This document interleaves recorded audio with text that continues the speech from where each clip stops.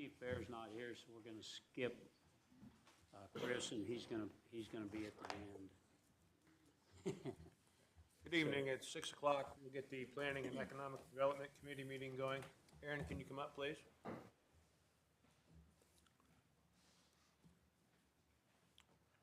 Just a brief presentation of what you've got there, please. Yes, I don't know what you guys have in your packet first, but I'll go through the rezone. This is the property that is currently known as Patriot Park. This was put through a resolution with the parks to put it as property that could be redeveloped. In doing that, it is open space currently, which doesn't allow anything to be built on the property. So to redevelop the property, we needed to rezone. And looking at the areas surrounding this property, most of the area is R4, which is high-density residential. So we're bringing forward, the Plan Commission's bringing forward to rezone this property R4, high-density residential. The future land use map does show that it's traditional neighborhood, which that rezone would fit with the intent of the comprehensive plan.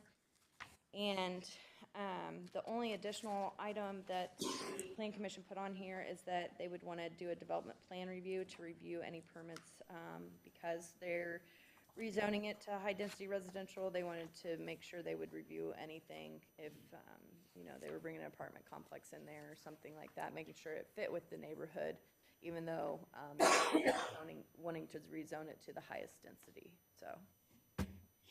Is that what the neighborhood around there is? Yeah, so everything except for the very southern, I guess, southwest, I don't know, of it is R4. Surrounding the rest of it is R4. The only little sliver is R3. If you look at, it's this portion here that's R3, just this, and then this whole surrounding area is R4. Yeah, you can see in that map a little bit better. So the R3 is down by the fork in the road? Yeah, so this is R3 here, but the rest of this is R4. So you can kind of see there's a little bit darker green. That's all R4. And then the only sliver that's touching this that's R3 is that farther down. And what's the basic difference between R3 and R4? It allows for multifamily, but it's the density level, so you could fit more homes. The reason why is if you look at the floodplain in this area, it does take out a lot of the area that could be used for buildable lot, and so providing a denser zoning district, they would be, whoever it would be, have more room to add single family or duplexes or whatever they would have intended for this site. If you do the medium density residential, it's just less dense, so they wouldn't have as much room, which, like I said, a lot of it's cut out anyway because of the floodplain. The only area that you can really develop on is kind of just in this area here. A lot of the rest of it is floodplain. So that down towards the R3, you're not going to be able to develop it as much? You could have like parking there or park there, whatever. There is some in the very front. We could pull that up if you wanted to elevate to show you the floodplain if you'd like. So this end down here is where the basketball court is right now? Yes. This is the playground here. Yeah, The basketball okay. court's down there. Aaron, what area are you pointing to? I can't see here. So this is R4 all around it. This is R3 right here. Floodplain basically allows for this area kind of to develop in here, but the rest of it's floodplain. There are some kind of points here along here that you could develop, but they're usually skinny. You could put parking or those type of things in that area. He was just asking, this is more of the basketball courts, and this is the playground. If you would rather see a different zoning district there, if you would rather see R3, the process is to basically make that motion and send it back to Plan Commission. So. What was the difference again between the R3 and the R4? R4 was not developable? No, you can develop either one. It's the density level, so you can develop closer together and more homes, than R3. Okay, in R4. It's more of like the lot size, the size of area you need per family unit. The only other difference is R4 does allow for multifamily, so like apartment, and that's why they wanted to put that condition of a development plan review, so they could review it to make sure that it fits in the area. I don't know that there's even enough room to do an apartment, to be honest, but they understood that they wanted to see that's gonna be a denser area because of the floodplain, and so they wanted to do the highest, but still have review depending upon what's going in there. Okay. Does that restrict, like, how many levels R4? Is there a certain level they can go to? So in this district, no matter what, even if we were in R3, the height is 35 feet.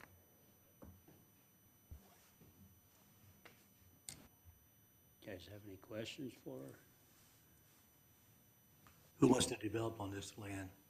No one currently. It's just one of the properties that were looked at as excess land. And so to be able to develop it, to be able to put out an RFP, we would need to have a zoning district that allowed development. So currently it's open space, which doesn't allow anything other than a park space. So we had to rezone it.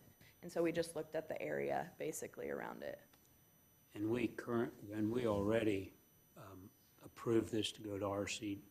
So RDC, yes. they could work on development, is that correct? Correct. Yeah. We did that at the end of last year? Yes. Any other council comments on this? Public comments? Jane, you have anything? You good with it? I mean, you've already pretty much gifted it, so, Yeah, I was gonna say, yeah, the park board already. yeah. So you gave it to the RDC then? They did, it wasn't last year, you guys put it a couple of years ago on, Yeah, it was a 21 actually, I think, that it was designated as one of those properties that, could be available for repurposing. So, is a good way to put it, I guess. So that's kind of, there are a couple other properties that could be done that too as well.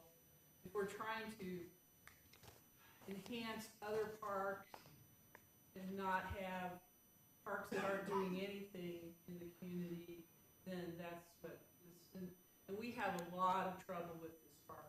I mean, maintenance on it from vandalism and graffiti is a daily problem, so. I will say that even if it changes to R4, it still can be park. So if the RFP, nothing ever develops with that, and the park department still maintains it and wants to fix it up or whatever, that's not impacted by changing the zoning district. So if someone does want to develop that, could be in possible danger of losing that park, is that what you're saying, Jan? If somebody develops it, If someone wanted to come in and develop that, is there a repurposing, like you said, would that be in danger of losing that park? oh, yeah, yeah, You'd build right over it. that's what'll happen. Yeah. It would be, Okay. It won't be a park anymore. Oh, I see. But it was one of those properties that they identified as possible redevelopment instead of a park. Considered downtown area? No, this is the west side. So it's on the opposite side of the river. So across the river is Bankers Row, just for reference. We're going to move this on for a vote. Just be to open up development for it if there. It's the zoning change, so it's allowing to change it to R4 for residential, high-density residential instead of open space zoning district. Which, would, by doing that, which would then allow for development, because open space doesn't currently allow for that. Okay, very good. Should we move this forward to the next council meeting? I'm okay with it. Sounds good, yeah. Okay, well, let's move forward then. Okay, next item. The next one is retention and detention ponds. I think a lot of you know or have discussed the retention pond that's out on Lexington Village. With that, we didn't have any standards in place. I know some people have brought up Walmart. They have fencing around it. It wasn't any requirement that zoning had. They just did it for their own purposes. So my plan commission members were somewhat concerned that there was no review over that. So what they're wanting to do is make a few changes The main changes in this section would talk about detention and retention and having to go through a development plan review process. We did a lot of discussion, probably 3 different meetings of like making them all do fencing, making them all put in landscaping, having a certain slope before they'd have to do fencing. I'm sorry, do you need which one? It should say detention, retention, so it's Dave, OLC, text, amend. because you can PC. just touch it too. I can't read it from here. On this side, you have to touch it. Sorry. I can't read it from here.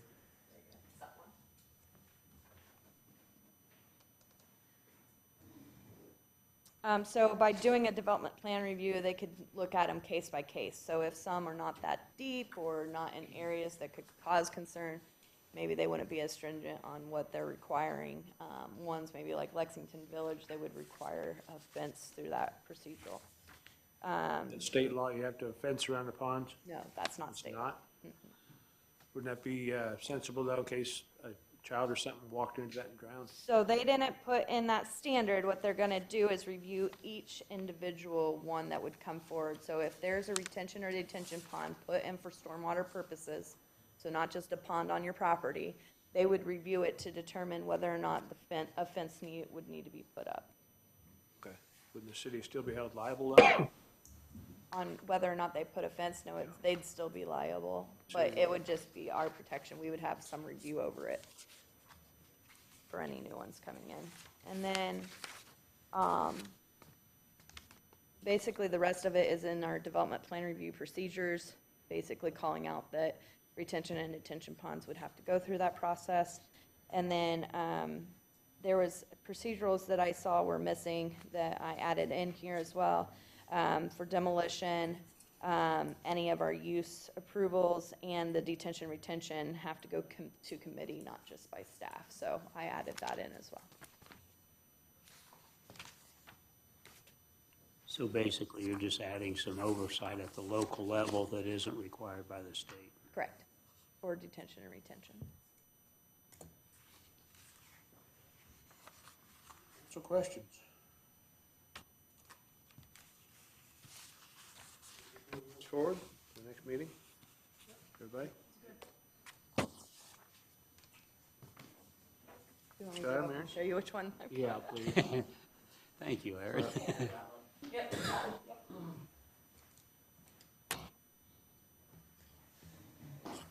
Okay, on this one, there's been discussions, we've had a lot of calls about people wanting to move in like semi-trailers and making a house out of them, or buying a shed up at Home Depot and making a home out of it. There's been some discussion back and forth again with Plan Commission, how do we regulate this? We allow for manufactured homes, so what that means is a stick-built structure made in a factory can be placed on your property. So that's kind of the same definition as a shed. In reality, it's manufactured and it's wood-based. So if someone's converting a shed to a home, it really kind of fits that same definition. So it's hard to say, no, a shed can't be on your property and used for a home. So what the Plan Commission talked about doing is putting a minimum square footage of 750 square feet for single-family homes. And then stating, and we do state in here sheds just so that people kind of understand, but shipping containers, storage containers, sheds, and tractor trailers can't be used as living quarters. And then again, in storage containers, those that are semi-trailers, tractor trailers, are only allowed in agricultural districts. That's not for living quarters, but for storage purposes. Any questions on that? So if we have tractor trailers that are being used for storage in the city right now, they'll be in violation if this passes? They're not in violation currently, but will be in I'm violation. saying it will be if you Yeah. pass this. I mean, if they move a new one on. So a lot of the times we'll do temporary for construction. So if someone's doing remodeling or something like that, that's a temporary, and we'll do it as a temporary use, but it can't be stored there forever to be used as just another shed or something on their property. Is this just for sheds or trailers, campers, it all included? No, this is just for, so the storage purposes is just for semi-trailers, tractor trailers. They're only allowed to be used as storage containers in the agricultural district.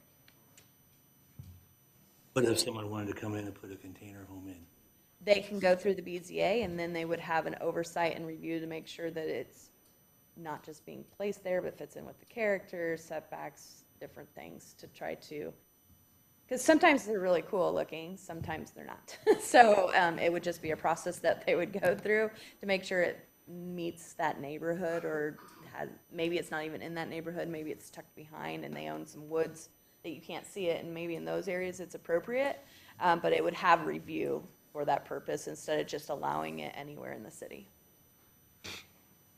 Take into account, we have a client right now who just purchased what's called a tiny house, and they're actually setting that up next to an old farmhouse so that they can live close to each other. Did you look into that to see if that would fit your requirements?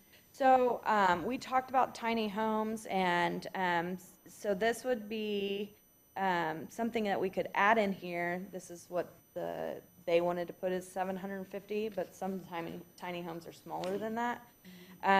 This is the stipulation they want to put in. So if council would want to say, hey, okay, we understand this in our residential districts in town, but not in our agricultural districts, we could take it back to Plan Commission and do that review and relook at, do we want it really in every district? Or if council says, you know, in our experience, we feel like 500,000 is more 500 is more appropriate, then we could make that change. But it's one of those procedures that just for new members of the council, how zoning ordinance changes happen is that they go to the Plan Commission for a public hearing first, then they come to council. If council has recommendations that they want to change based off what their recommendation is, it goes back to the Plan Commission to rehear it, and then back and forth until some compromise comes into play, and then the final decision would be you guys. So if you don't like something that's brought forward to you at all, or don't want to make changes, you could just vote it down.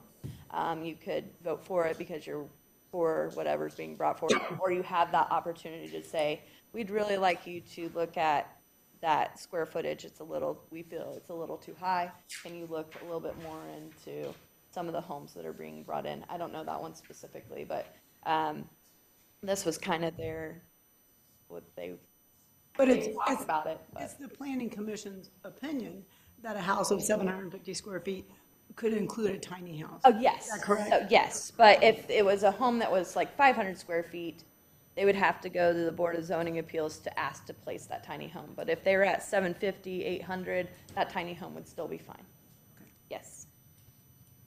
There are already several homes in Logansport that are, 750 square feet or smaller. There possibly is.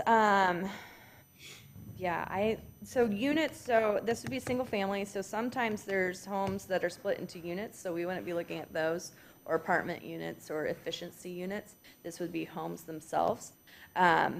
It's possible there are some in the community currently that are smaller than the 750. This is just the number that we talked about multiple different numbers, and this is kind of the number. I'm not sure exactly why they came up with 750, but there was discussion about 500. There was discussion about 600. There's discussion about, even more, and I kind of said 750 is still a pretty sizable home. What they were trying to get away from is just going and picking up a shed at Home Depot that's, 6 by 10 and putting it on your lot. If there are homes that are 500 square feet right now, then you pass this, then what happens to those? Okay, so planning and zoning can't be retroactive, so it'd be It just anything moves new. forward. Okay, Mhm. thank you. Yep, so anything that's there today is grandfathered in. Okay. So if a guy's got a tractor trailer sitting on his property now, it's grandfathered in under the one we just discussed?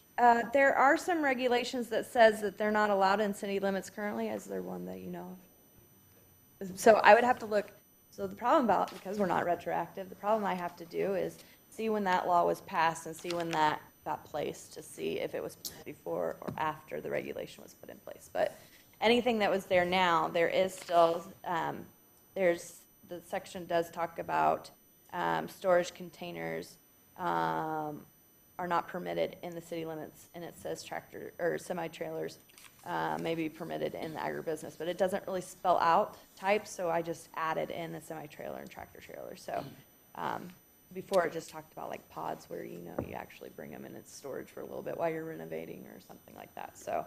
So just the houses are, existing houses are grandfathered in at this time? Correct. So it'd be, anything new would be that's, after this would be passed, would be that 750 square feet. But if you had a trailer on your property right now, just for storage, would it have to be moved out?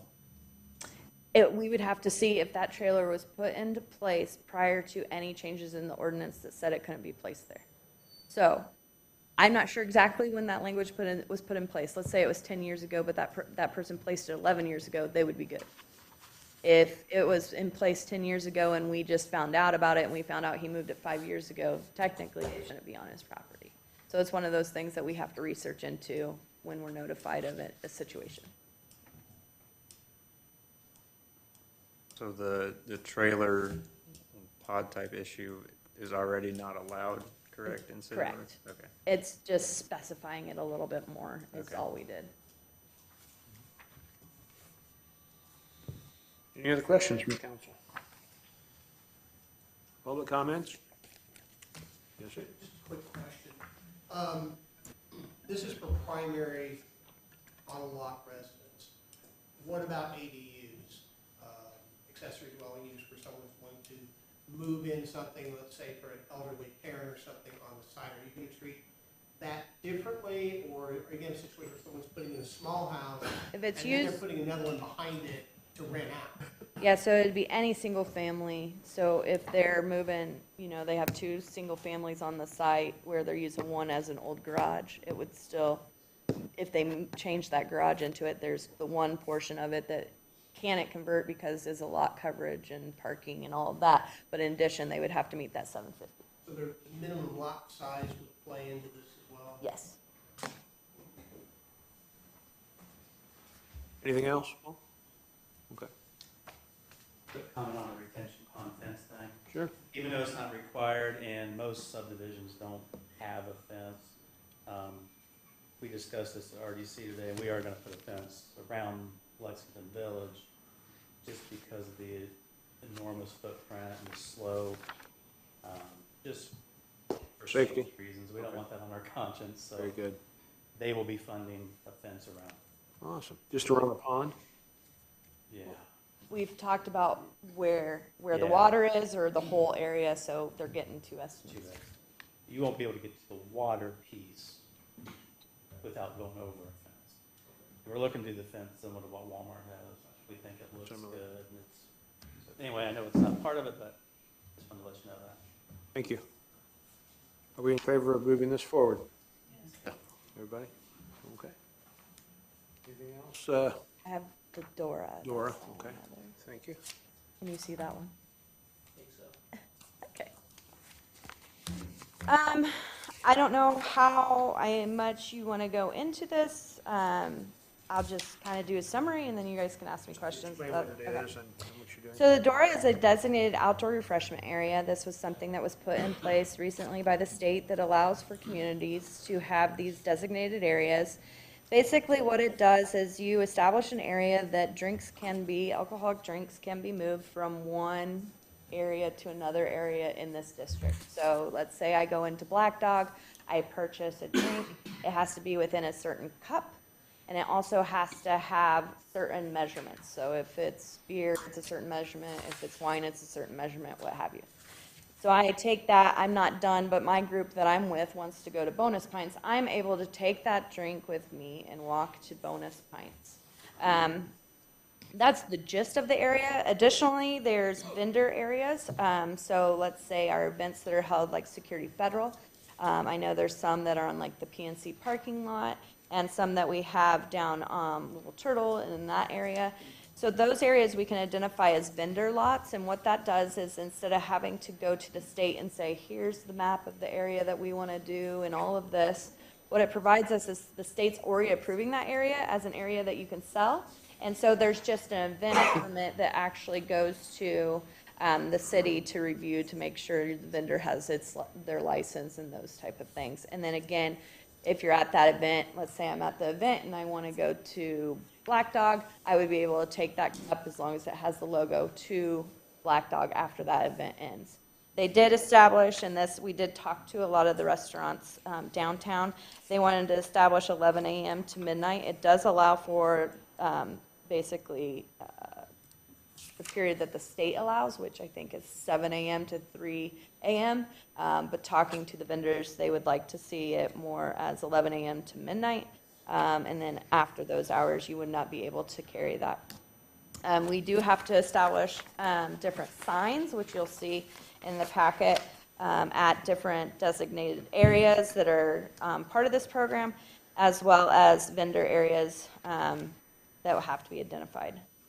There's, in your packet, special events. This is just kind of a template of what we think would be questions we would want to ask if they're doing an event. And then, in addition, I know that I put the map that was previously sent on for first reading.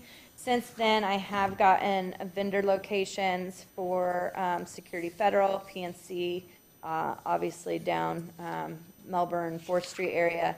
And then I also have received contact back from Black Dog, La Fiesta, and Science Project that would all like to be part of the program. So when I first brought it to you, it was just Bonus Pints, but I've heard from those people, and I've given them basically up till Monday to contact me back to see if they want to be added to the map.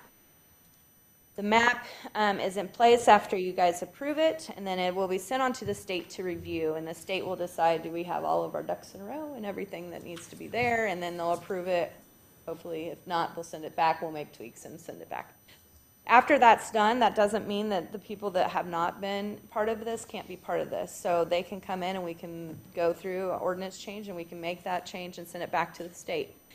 Also, if we see that there's any problems, we can do the exact same thing to totally remove the district. So if it's a trial and error and we figure out this doesn't work in Logansport, we can remove it just as fast as we're putting it together.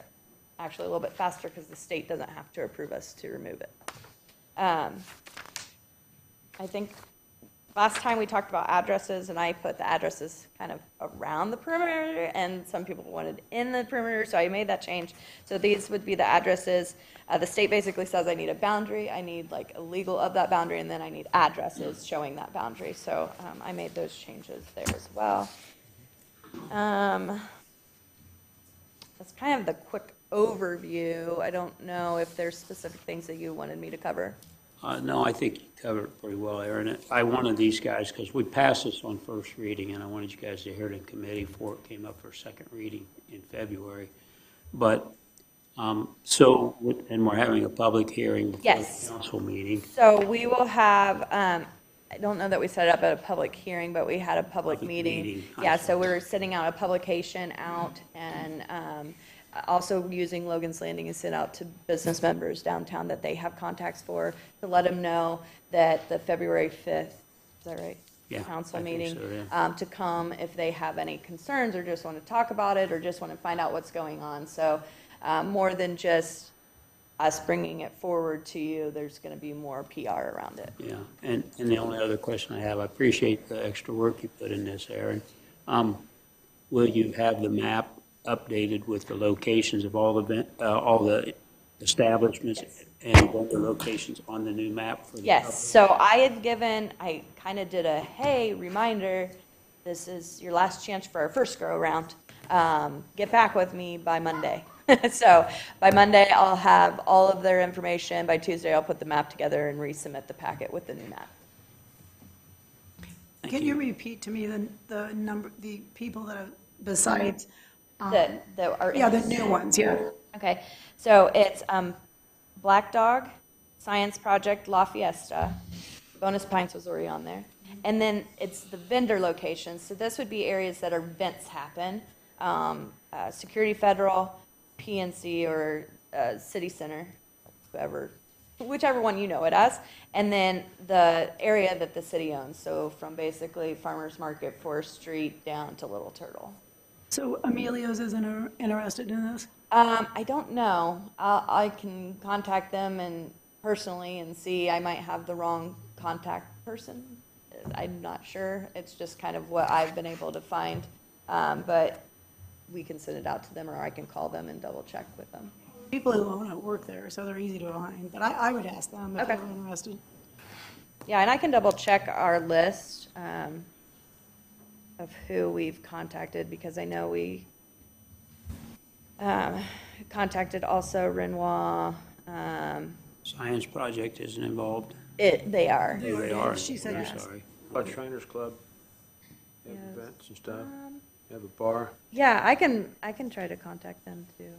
People can get added onto that in the future if they, Yes, so that's the thing, is that they can always be added onto it. We just resubmit that information to the state and add them.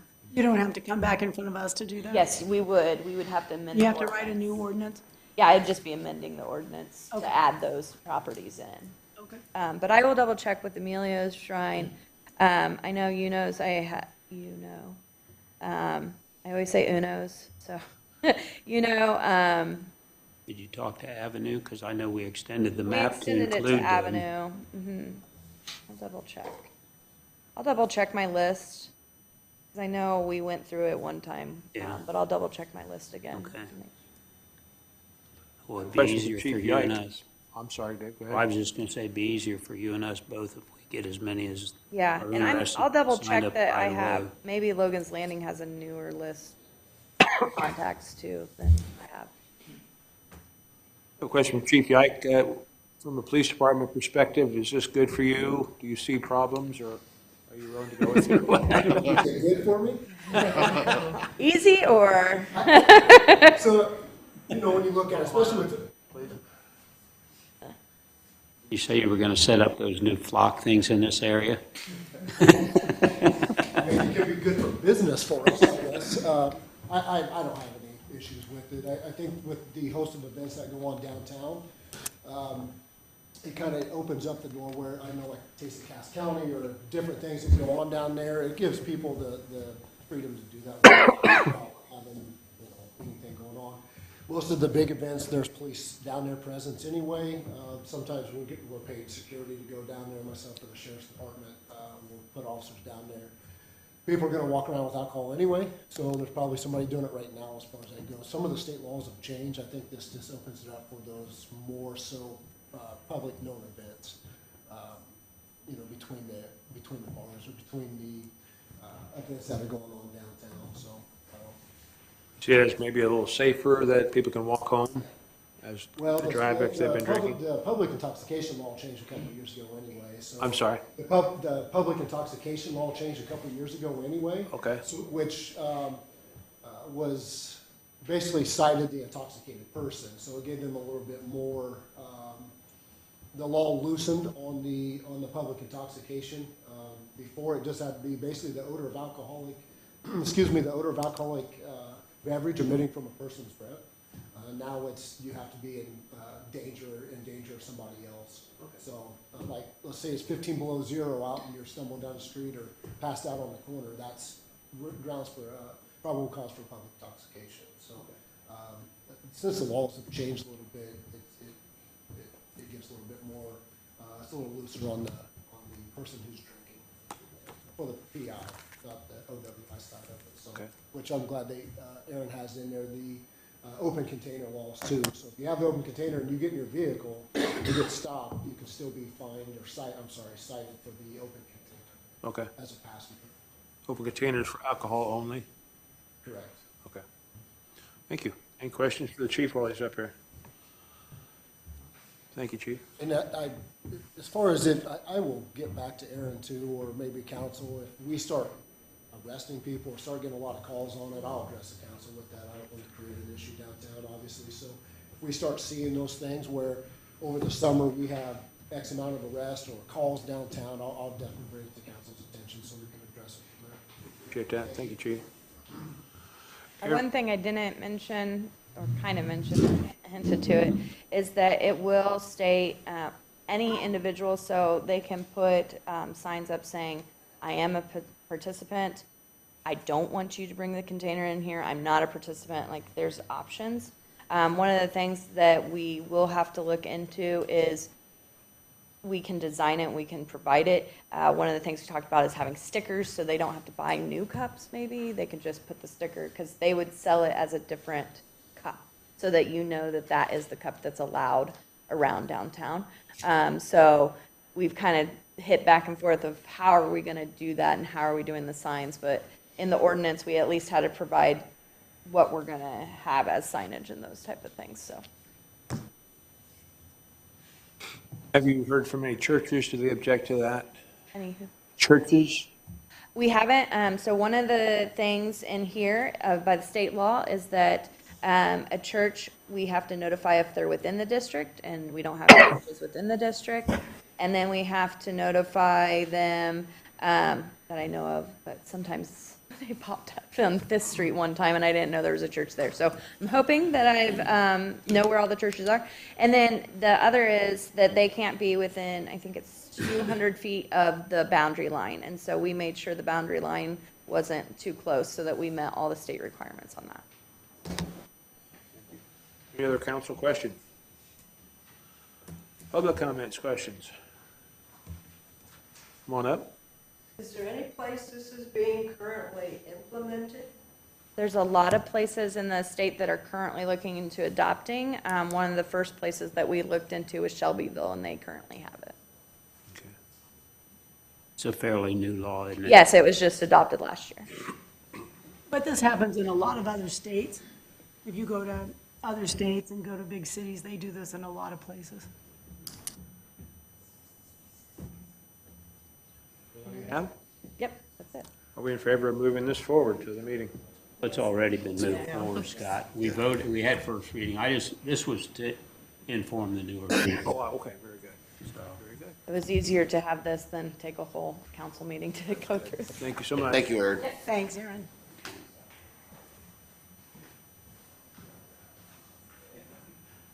Any other matters in economic development? we were gonna, planning, we were gonna talk about the farmer's market a little bit. Okay. Just kind of get a feel for where the council wants to go with this. At the past meeting, we voted down allowing the RDC to retain the farmer's market. There was discussion about a covenant. So basically, we need to decide in the near future, and it's up for discussion tonight, basically, how do we want to pursue this?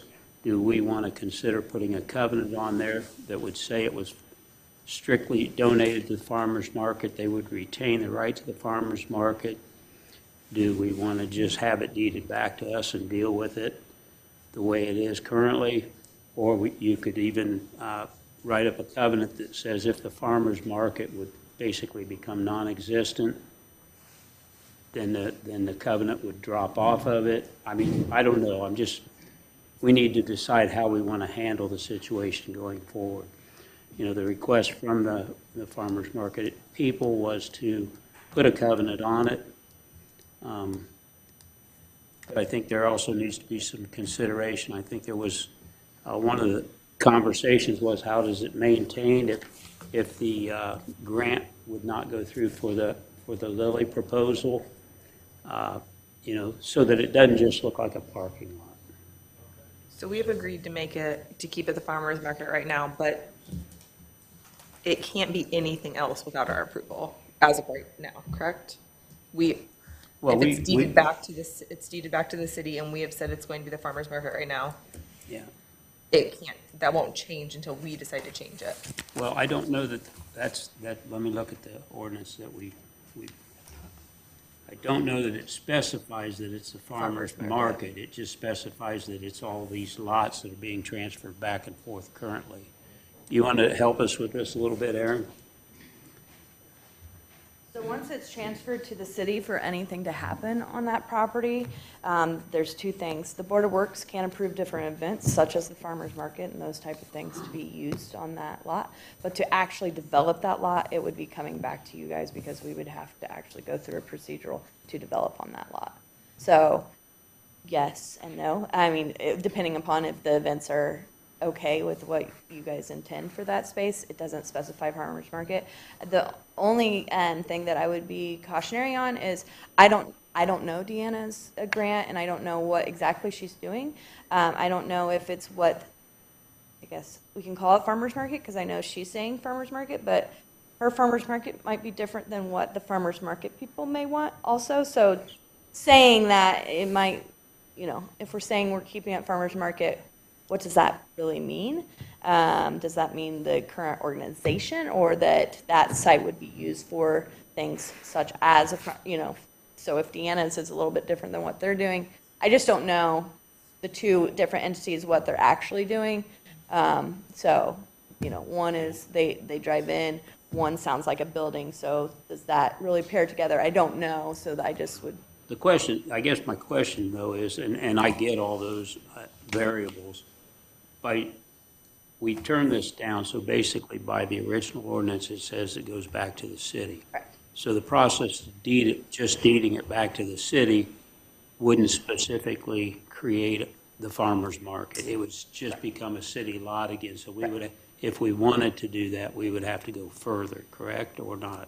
Right, so it would come back to the city. It would be your discretion on what happens with that lot, except for specific events or like the farmer's market. So the Board of Works reviews those type of things for that lot.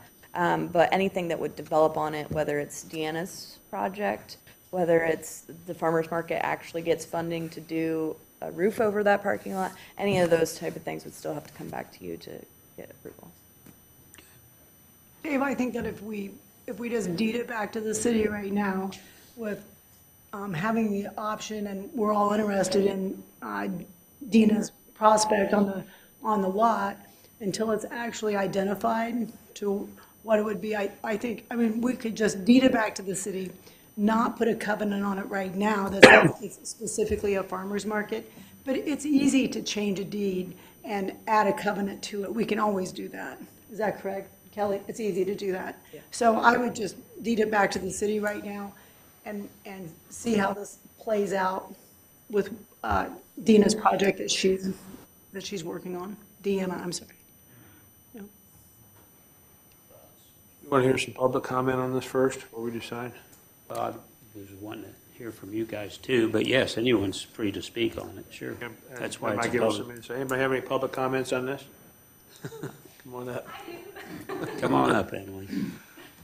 Hello, I'm Emily Klabundi again. So I came tonight just to make sure that we follow up on this, because the farmer's market, I very much do view as an asset for the community. A lot of cities I know it keeps being said that it's just a parking lot, but a lot of cities with successful farmers markets, it's because the city supports it and helps, works with it. Bill Salen viewed the farmers market as an asset for the community and donated the lot because of that.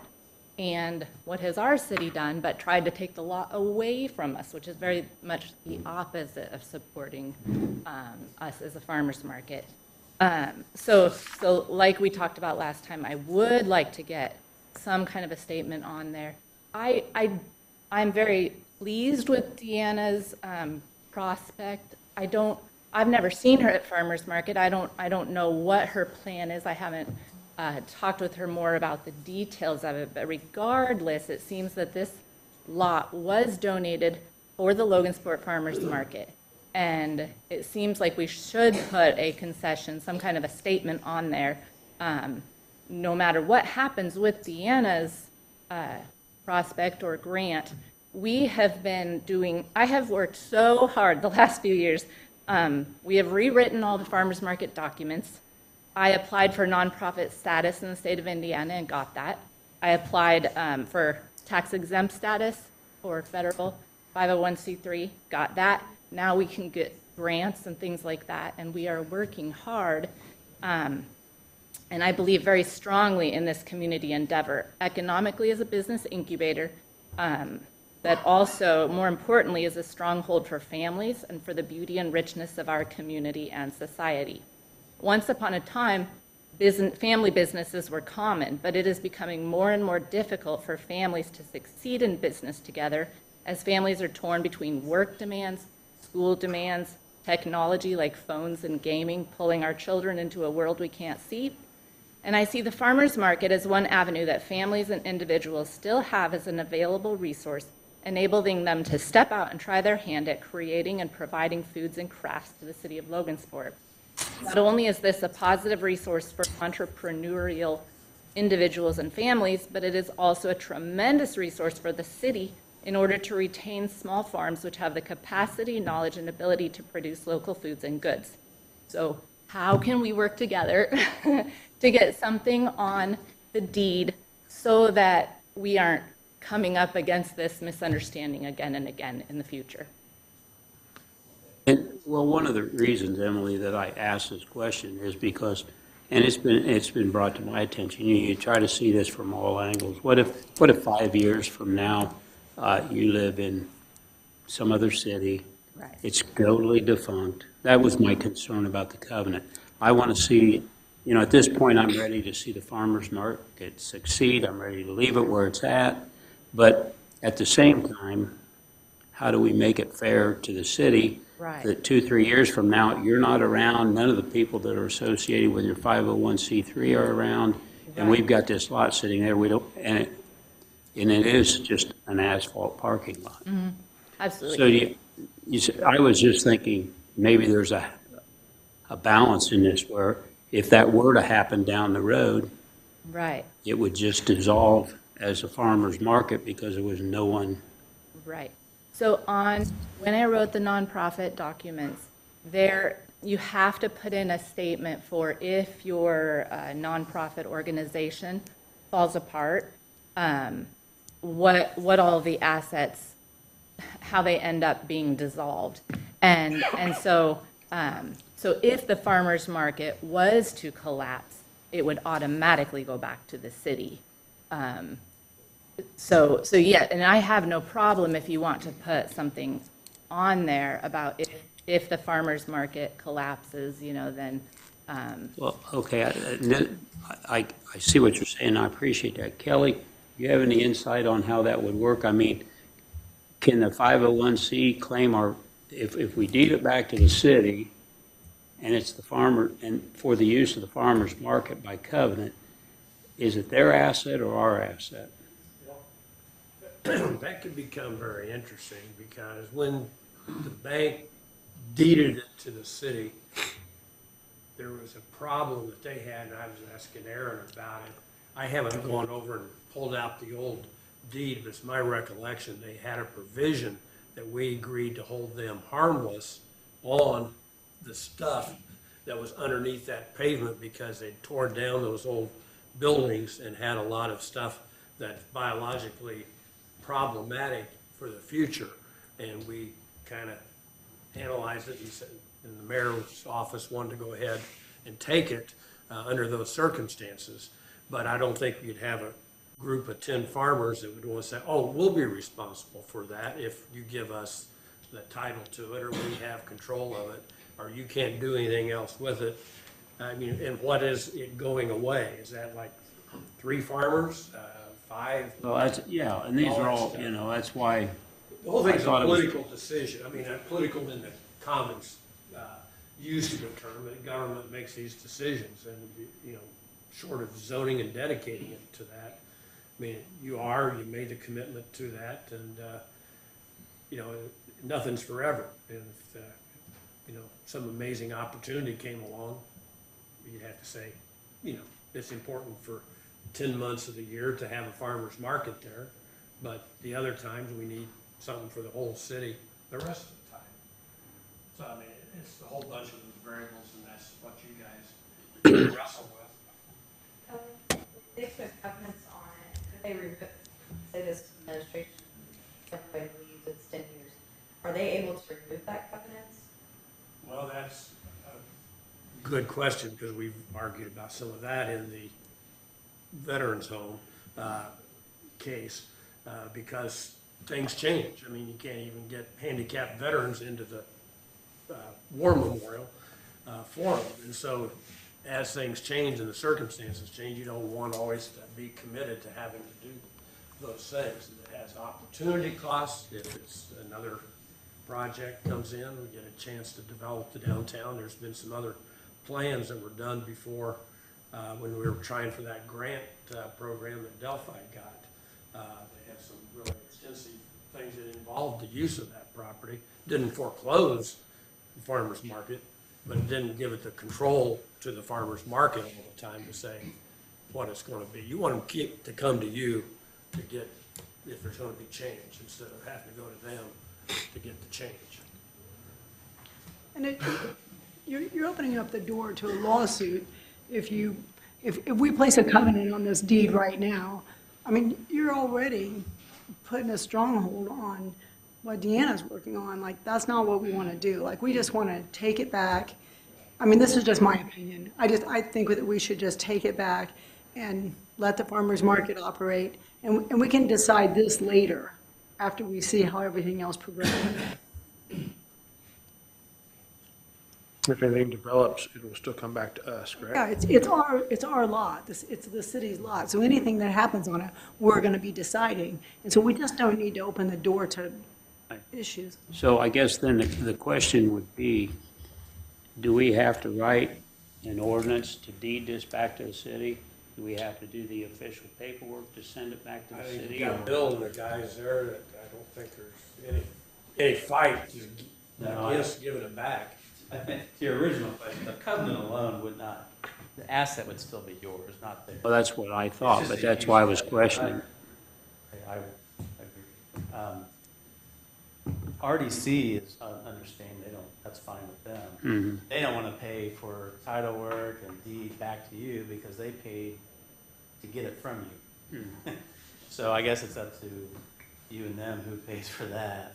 Because you're going to have this. I'm willing to take it out of my budget to write a deed. I work with Andrew to write deeds all the time, if that's what we need to do. Yeah, that's not a biggie. I mean, doing the deed is. Kelly can write the deed. He works for the council in the city. But if you want title insurance or, that's up to you. I mean, whatever you're comfortable with. Well, I Cities, I don't know if there's ever a been. title done with opinion only anybody costs $100. else.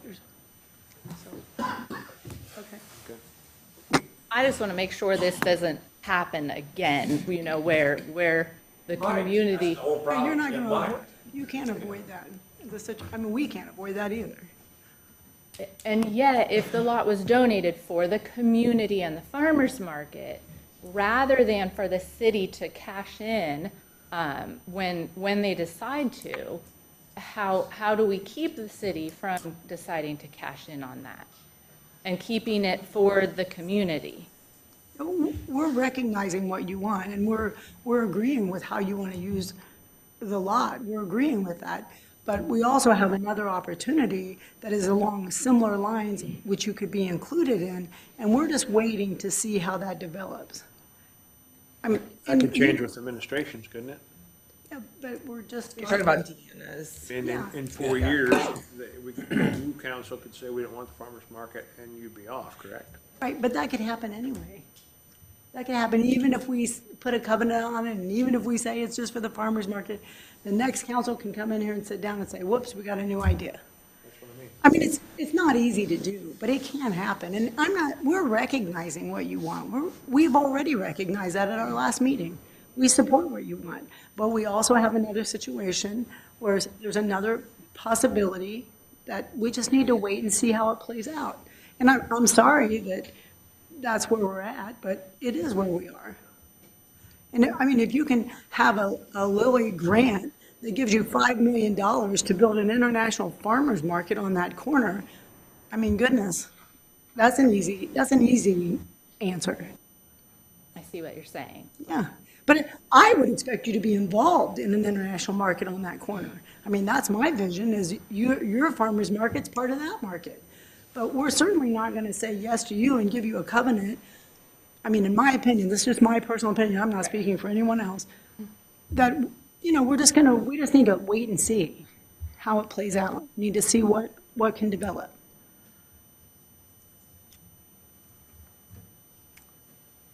You have anything else? No. Okay, thank you. Anybody else? Come on up, Paul. Paul Wilhelm, 630 South 15th Street. I'd just like to say that, you know, obviously, the foundation's applying for a Lilly grant. Lilly grants are very hard to get, period. I've been involved in a couple. very hard to get. And one of the things that Lily's looks at is the community's level of participation, both in terms of the market, but also in terms of city government. And how will city government demonstrate its support for this project? So I would say that barring a protective deed covenant, that perhaps a commitment from the city for, say, some sort of 2-year limited agreement with the farmer's market, that they would have exclusive rights during this period of time it may take for the Lilly grant to get done. And I've talked with Deanna, and I've also told her we looked at some grant resources too. I've talked to Archer Daniel Midland, I've talked to Pioneer Seed Corn about possible foundation funding for it. So I think if the Lilly grant doesn't come through, there has to be a plan B for how we would fund whatever needs to happen down there. But I would think some sort of commitment from the city in terms of giving them stability, so when they're going in for this Lilly grant, they say, well, we have a 2-year exclusive commitment to be able to work this out. I would think as a compromise, that might be a good thing, that the council could have a resolution an assigned agreement with the nonprofit saying, we will give you exclusively for 2 years this property while you're going through this development plan. That way, if the farmer's market Lilly grant doesn't go through, then we can go to Plan B. And I think I'd like to see the community really involved in this. I don't want to see just the foundation going off on a tangent, doing what they think's best. I think the farmer's market really has to be involved. I also think the community has to be involved. But I think that showing some sort of council level support for the project would probably enhance their opportunity to get the grant. Thank you. Anybody else want to make a comment?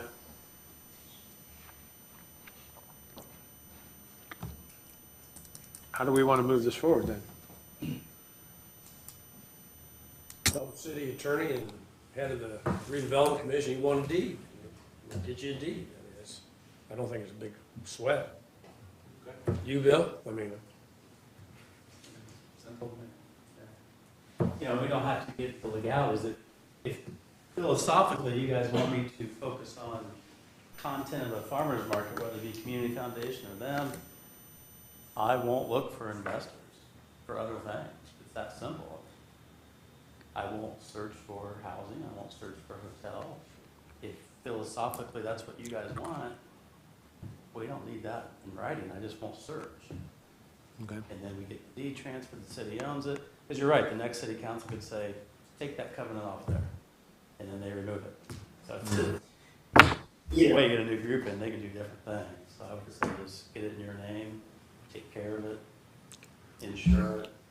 We'll move on with what we've always been doing and wait on the Lilly grant or Paul's concept or whatever. Okay. But if you want me to look for housing or something else, I just need to know. I just want to know what's the focus. Okay. Thank you, Bill. Yep. Want to deed it back to the city then? I think we should go ahead and do what the original agreement was, deed it back to the city. I feel like at this point, we do that. We take some time to think about what Bill said, because not fair to Bill. He doesn't know what to tell people when they come to him if he doesn't know what we want to pursue. If we're going to take it back, we should have some kind of an agenda for it, whether it's to modernize and create some wonderful farmer's market, or if we decide to go some other direction.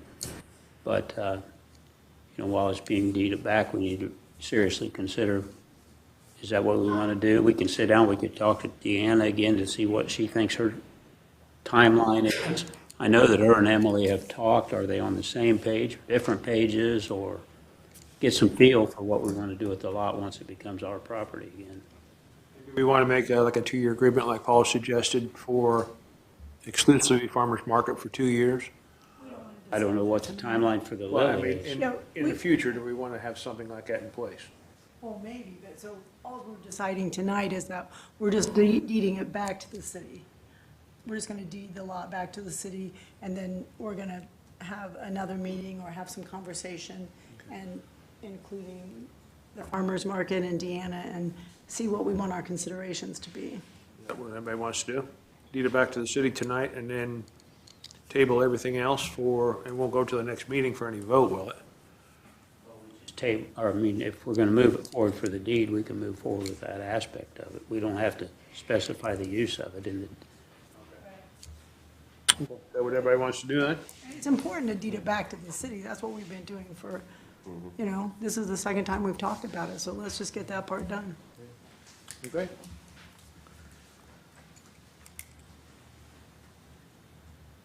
Anything else pertaining to planning and economic development? Council comments? Any public comments anymore? Okay, the economic development meeting is over at 7 o'clock.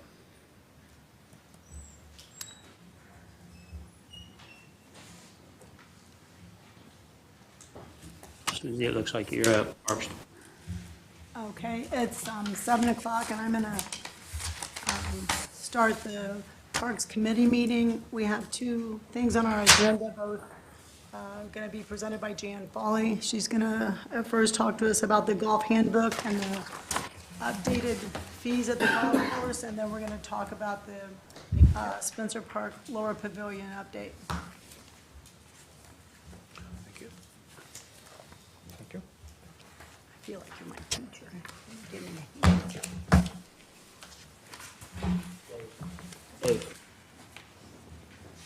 Is that this one, second one? Structural standards is probably. This mouse isn't working. Golf rates is first.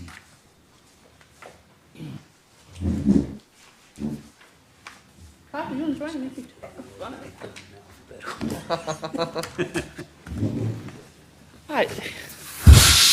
Got to have the golfer's perspective, so Dean had a medical procedure. He was unable to be here tonight, so Kyle is filling in for him as the golfer of the community. So anyway, welcome to all of you new council members. I'm excited to get to share some information with you about the Parks Department. I'm Jan Foley, and I've been the Parks Administrator since 2018, previously from 2000 to 2014, so I've been doing this job for a pretty long time. This golf rate thing happens every year or two. We try to keep those up, as well as our rental fees in the parks, our program fees. We try to keep them to a point where we're at least breaking even for the most part. We don't try to make money.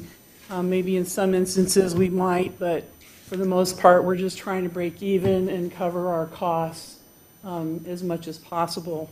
And then the same thing with this, here are golf rates. So what I've given you here is the golf rates are right there on the top there. And underneath is what we call our handbook. And the handbook is basically, you know, we've been working on these things for years and years and years.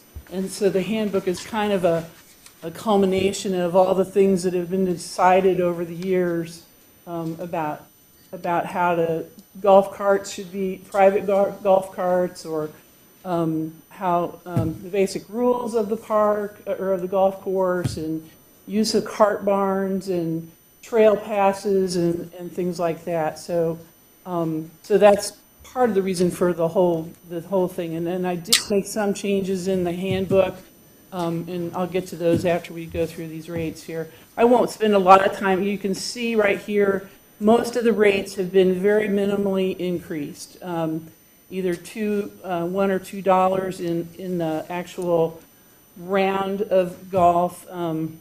Just as information, if you purchase a season pass, then you only have to pay $1 each time you come and play. So you get your full season regular pass at $460, and then every time you come, which helps us track how many rounds those people play. So it's $1 every time you come in. So it's an easy thing for all of us to do, and it makes it. I think they've done a really good job with that one. So, but when we say regular 18 holes, regular 9 holes, that means you're paying full price right out the gate there. Okay, just if you're coming for just a round of golf. And then we have what's called discounted rate. So if you are playing golf anytime from 1 p.m. through the evening on any day, you get a discount. If you are playing golf anytime in the month of March or April, anytime, you get a discount at those times as well. Right? Am I right? Yeah. Twilight round is what. Okay, sure. Yeah. And so, so we're trying to make it easy for people that if they can't afford that full rate, they can find a time when they can afford it for themselves. So, and so you can see student and juniors are there's definition of those there in the handbook, so you can see what those are about. And then tournament and charitable rates, we're moving those to $15 per round. So like when the hospital does their annual tournament, they will pay us, not the golfer, but they will pay us as a group rate for $15 a head for playing golf as a group. So the same thing when you come down to season passes. A $30 is not a big deal in general. I don't think. Probably the biggest one is the full season junior for 18 to 26-year-olds who are not in school. So if you're still in college, you don't have to pay. You can play the full season student in school, that $120. So if you're in college, you get the $120. If you are not in school at any kind, it'll be $250. Okay. Because we're assuming you're home, you're working is what we're assuming. So, cart rentals, most of those only went up $1 or so. I guess if you come down to the full season, that went up. Some people have decided that it's less expensive for them to purchase a cart rental for the season, and you can do it as a weekday rate. Get your season tickets any weekday, or you can do your tickets or your full season just for any day at all. So it's either weekday or any time. So of course it's going to be more expensive if you're doing it any day. So we have tried to discourage, I guess, with these rates of spectator cart rentals or private cart rentals. Just because we don't have that many carts. So I think we have 56. Yeah, but those spectators, so like on days where we hold like the IHSA sectionals and the course is closed and not making, because the golfers, the IHSA doesn't pay anything to the course when they have those events there. Same thing when Logansport High School has their matches up there. That's taking away, not taking away money from the course, but it allows people not to be able to play. But what people do is, you have grandparents come up or parents that don't want to walk with the golfers, they'll rent these carts, and that's a way for us to recoup some of that revenue that we may be losing. Especially the IHSA sectionals on Fridays. I mean, Fridays is one of our busiest days, and that takes up pretty much the whole day. So that's how we recoup some of those funds, is having those spectator carts. It's not necessarily people just watching their friends go out and play golf, but more so for the events, so we can recoup those funds. The new one that we have done is the corporate package, and so what this does is, let's say your business has decided you want to come out and you want to buy a corporate package so that you can disperse 40 rounds of golf to your customers, to your employees, you want to have a big employee day if you want to.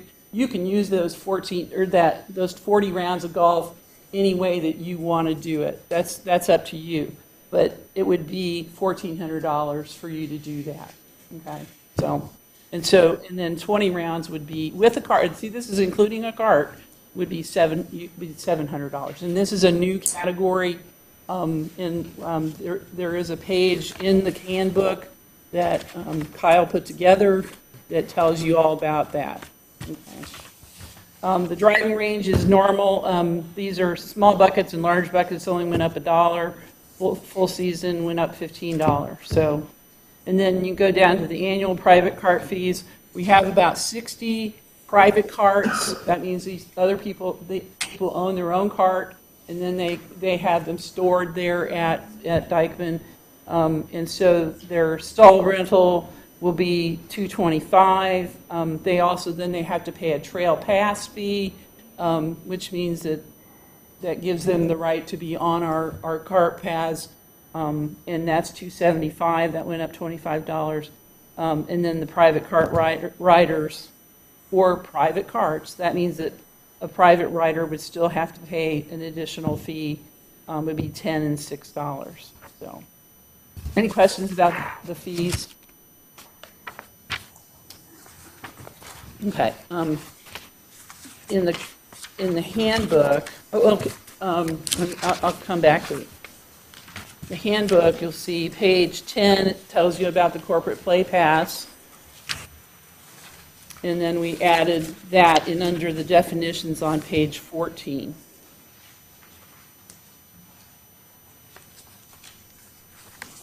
And those were basically the change. And I added, Dave, the language that we discussed. It's under the annual review of expenses and revenue. I added, it's already been passed by the last council, that information that we put into the employee, or into the Benefits. employee handbook about insurance and things like that. So, but I added that to this part of it. So that's new to the handbook, but it's already been approved, so. And then we were asked to discuss, the very last page in this handout shows you what we think those additional fees will bring us in this kind of money. These are all very conservative estimates. We feel like it's important that you know what we feel like it's going to help us kind of bring in. We try every year, if you're not aware of this, we have to operate on a cost recovery basis at the golf course as much as possible. In fact, we try to have at the end of each year a minimum of $75,000 to step into the new year with. So I think this year we've had $156,000, which goes to show that Kyle's efforts with social media and Dean's efforts and just with a great course, we've done a super job this last year of having more people play. Our actual rounds are up 15%, and our dollars are up a bunch too. But I also want to say that we didn't spend any money on capital equipment this last year, significant. We have an annual loan payment for carts right now of about 15. Oh, you guys passed that last week, yeah. And so that was part of that annual loan fee. So anyway, so Kyle put this together. Do you want to talk about that? No, I mean, it's pretty self-explanatory. If you have any questions, I'll be glad to answer it. Like Jan mentioned, these are pretty conservative numbers. We had a great year last year because, not just the social media and stuff, but we had great weather last year, especially on the weekends. It's golf is a tricky business. If you lose a weekend or lose a Saturday or lose a Sunday due to rain or bad weather, you can just count on pretty much losing $3,000. That's what you would have brought in. But so those are pretty conservative numbers as far as like our season passes and stuff goes. We sent out an email campaign letting people know that they could still get their 2024 season passes at 23 prices, just because of the gauntlet we have to run through to get prices raised, and we've sold about 85 season passes already. At So- 23 prices. At 23 prices, so, you know. So you anticipate 200 more, though? Yeah, no, we anticipate 200 total. But on the financial side of it, it'll look like we sold a lot of season passes in 2023 just because people bought their 2024 passes in 2023. So, but realistically, though, I mean, it's just picking at it, but, so you're estimating another 125 season passes, not 200 more? Yeah, yeah. If that's what you want to look at it, that's I mean, for increase in revenue. Sure. Yeah. Yes.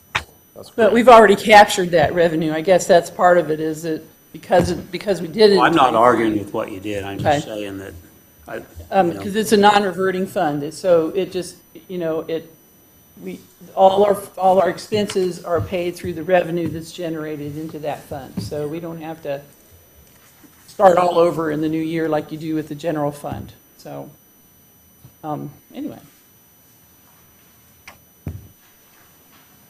Any council questions? Any public questions? So we need to decide that we can move this forward for the council meeting on February 5th. So is everyone in agreement with that? And if we could do it so that we could Suspend the rules, suspend the rules and get a second reading that night, pass it on the first reading. so that we can start implementing these prices, because they'll start buying passes in February, so, if they haven't already, so, yeah. Okay, so does everybody agree with that? Thank you. That we can do it on, pass it on the first reading, that's okay? I'd like to make the motion that night, but, Right. yeah. Okay. And you'll do the one to suspend the rules. Okay. Okay, thank you for that. Now, if you'd like to move forward with the Spencer Pavilion. Thank you. You don't have to stay. Run. Out of here. Well, so there's a big sheet there in your packet stuff that shows you what we received from KGG Architecture. We have a contract with them to help us figure out exactly what we need to do to stabilize the shelter. I'm sure you were all familiar with what happened last year where we shut it down for public safety because they were concerned about wind loads and snow loads. And so it's been fenced off and all. I don't think I sent anything to you about this, Tyler. I'm sorry, I should have. I didn't even think about it. Anyway, so what I've given to you here, it doesn't look like much, but especially when you're looking at the number 1 framing plan, what that shows you is they are planning to do every pillar, not just the ones that are bad, but all of the pillars, and putting in new pillars and leveling those all out so that they're all in good shape. They will probably be steel, and at some point we'll probably want to cover those with a wood facade of some sort. So I don't know about the leveling or anything like that. When you're talking construction, I don't know about that, but that's what the plan is there. So then on the flip side, where you see the trusses, you can see how they're planning to do steel reinforcements on all of the junctions that are there, also in steel angles. They're going to help reinforce those as well. So we have not had our first construction meeting or pre-construction meeting yet. So the contract was finalized last week, and so we hope for sometime in May that it's ready to go, right, opened up and ready to go. So anyway, it is an additional $60,000 from what we originally contracted for. But the council last year appropriated $235,000 for us to work on this project. So, and I know we want to redo the roof. If we have the funds, I wouldn't mind redoing the flooring as well. I don't know how far we're going to be able to go, but this is the first thing we need to get done. And from there, we'll see where we can go from there, so. So we're just bracing it with the steel, we're not adding any additional trusses, anything like that? Nope. Okay. Not at this time. Any other council questions for Jan? Do we have any public comment? So, we agree to, this is just an update that. Yeah, Yes, we I don't need to any, with this any all set. approvals or anything. I just wanted to be sure you were up to date about that and knew what you had to know. I also included my annual report, so if you have any questions, I welcome those about that, and I hope it gets you up to date from where we are. I mean, this is not even close to the things that we're trying to get accomplished. We have a big agenda for 2024. Not the clubhouse notwithstanding. I mean, we have we're almost to the 3 million mark. We still got about $200,000 yet to raise to get to 3 million. We feel like we've already figured out some other ways to reduce the cost of the construction of the clubhouse. And so 3 million is probably going to do the job okay, so. Kyle has a comment? Sorry, I thought this was an exciting update. You probably didn't see all the emails that happened today. So we actually only have $34,400 left. Yes! To raise. No kidding. Total. And that'll get Congratulations. us to our $3 million mark. So, Oh, man, that's, sorry. I hadn't seen that today. Yeah, those all emails happened between 4 and 5 o'clock, so. Yeah. So 34,400 left to go, and we'll be at our goal and march on. well, and so we're going to try to be working on getting, hiring probably Ice Miller to help write our request for proposals, and to get, because we really are at the point where we need to hire somebody to do design and just, whatever work has to be done to get ready for it, because our goal is to actually start construction next fall, if we can, this fall. This coming fall. In Yeah. 24, yeah. Okay. Maybe late fall, but that's our goal. So we are doing new cart paths because the county gave us $300,000 to do this. They already actually gave us the first $150,000, and they expect to give us the other $150,000 next year, or the end of this year. So, which it was an awesome, an awesome gift actually, because they just we didn't expect it for them to go for anything. So that was awesome. So anyway, Kyle's been one of the main drivers of the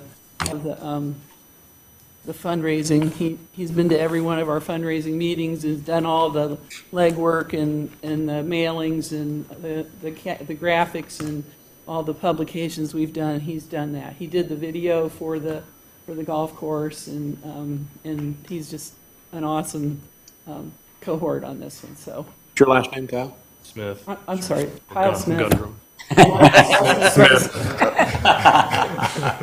Thought everybody. Kyle runs Gundrum Funeral Home. I just want to thank you for the updates and also for the press release of what's going on and with the board and all the. Well, I was just going to say, if it's too much, I'm sorry. I've always had the habit of, whenever I send out a press release, make sure that the council gets it as well. I feel like then you have a chance to know what's going on in the Parks Department.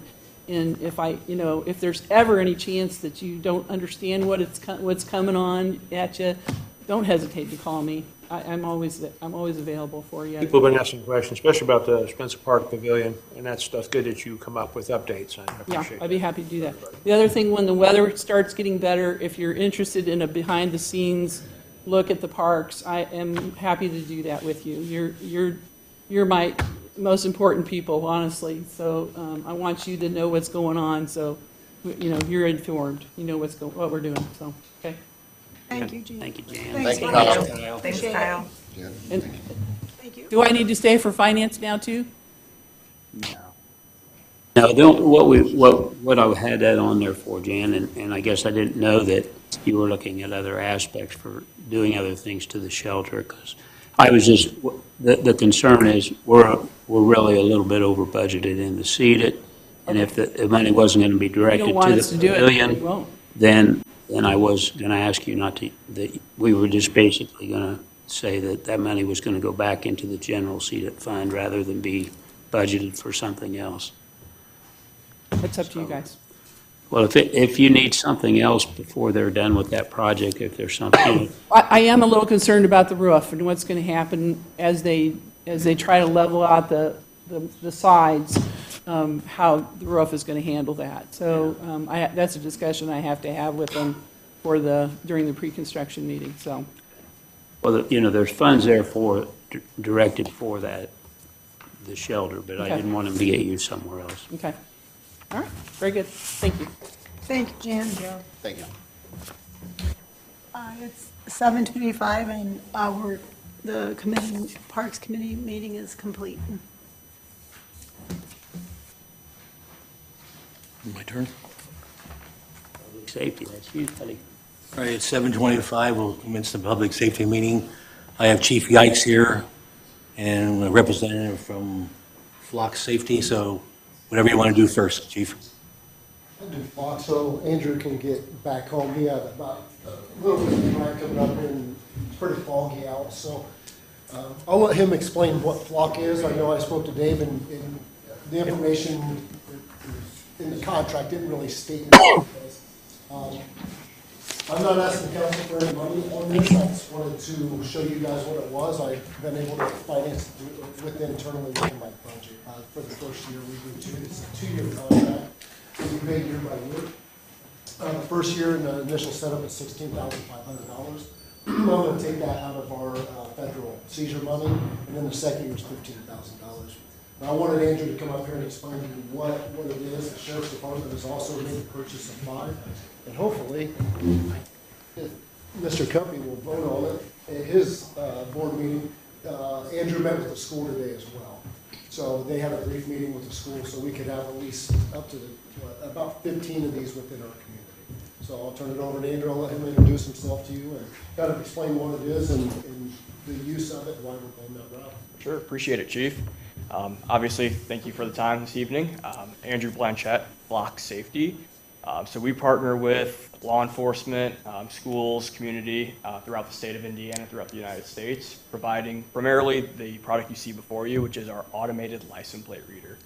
What it does is as a vehicle drives past, it captures an image of it and actually runs that through the FBI database called NCIC, for example, for stolen vehicles, Amber Alert, Silver Alert, registered sex offenders, things like that. And then it alerts local law enforcement real time to that vehicle. So if a stolen vehicle drives past the camera, Logansport PD gets a notification to their phone, email, phone app saying this stolen vehicle just drove past with an image of it, warrants, things like that. In Indiana specifically, we work with over 160 different law enforcement agencies, anywhere from the Indiana State Police all the way down to smaller agencies with few foreign officers. So we've really been able to partner with these organizations and really been a partner in Indiana to help keep communities safe and ultimately help kind of give some clarity as to who's traveling in to ultimately look to commit crimes. Happy to answer any questions. Travis, do you want to kind of talk about your thoughts on location and how you're coordinating with Ed at this time? And Sure, Dave. So Ed and I, Schroeder, met with Andrew, about 2 weeks ago. He gave us the rundown, basically what everybody had in here. He spent a little bit more time with us, but I won't have him bore you guys with all the logistics of it. We had a follow-up meeting with them, which was called a mapping meeting. And then basically what we did is we looked at strategic points within the county, within the city, where these would be beneficial for law enforcement and for the public as well. I won't speak on where the sheriff has his at. I can tell you for us, we looked at, and don't let me forget, we got a donation too. So we looked at the East End. We know Dunham's has been broken into 3 times and several guns have been stolen out of that business. I'm sorry? Dunham's, the sports store at the East End where the mall's at. Oh, okay. So it's been broken into a couple times. The gas station off of Mall Road has been broken into. So one of the areas that we wanted to highlight was the East End. We know it's a heavily trafficked area. We know Walmart, any 24 hours a day basically is full of vehicles. During the mapping session, one of the retired officers that are on there was mapping it. They put it into their county and was able to pick up 2 homicide suspects within a year's time. Hopefully that doesn't happen here, but the areas up there we know are hot areas. We know they're very, very busy travel. With our call volume, the number of officers we have, this is only a tool to help benefit that. So, from the east end, that would be kind of an area we looked at. We looked at, out on, 24 West, say, if everybody's familiar with, I'll just give you a point of reference, Cole Hardwood. So that area out in there, on the west side of town, coming into Logansport from White County, Monticello, there's a Chicago route to travel into Logansport from there as well. On the south side of town, Wolf Drive, if you're familiar with where the John Deere area is, Fastenal, I believe, is out there. That, on Burlington Avenue would be another location with traffic coming in, northbound from Minneapolis area. Where else do we have? The last one would be One off, Sixth Sixth and, Street. yep, Sixth and Michigan, is a heavily trafficked area. So Sixth and Michigan would be another area that we would have one of the LPR's place as well. So we'll have 5 total. The sheriff has 4 plus a mobile unit that we'll use, for our investigative purposes for drug task force or for our detectives. So we'll share that one as well. So. Would you guys have the ability to, let's say you think there's an area of town that's maybe, you're talking about the Chicago route, things like that, and you know that there's a specific area in the residential where this could be the real problem area? Do you have the ability to simply take one and move it without, We'll have one mobile. and you'd be able to plan it wherever you wanted? So where do you place these? Like, let's just say you're gonna put one on the east end. Tell me, where do you put it? Yeah, so we really have 2 different options, and each, obviously, jurisdiction is very different. A lot of times we will mount them onto existing infrastructure, so utility poles, for example. Our team handles all the permitting with city, for example, or power company. Submits those permits, and then my team will actually come out and do those installs. They're usually installed about 10 feet up on a pole. If we don't have that option, if there's not a utility pole that's usable or a traffic signal that's usable, we actually have full flock poles. They're black poles. Driven around Indiana, you've probably seen a few before on the side of the road, but we actually permit those and we do the install for those as well.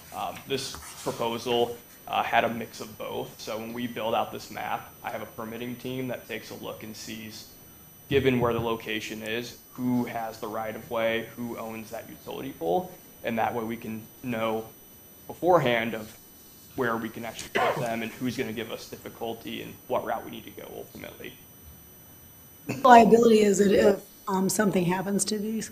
So let's say one gets hit by a car, for example. When it comes to replacing them, that's part of our service agreement on an annual basis. They are breakaway poles, so if a vehicle does hit them, they don't stick in the ground.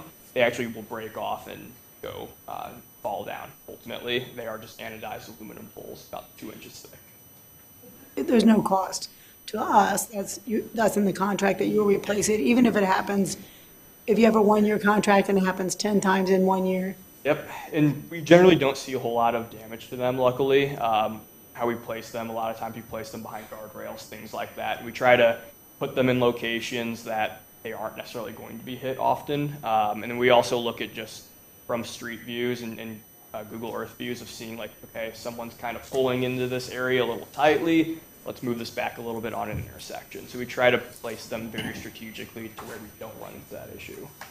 But yeah, my team will cover that. And then we get device help as well. So let's say a camera, they are all solar powered, so there's no electricity needed for them.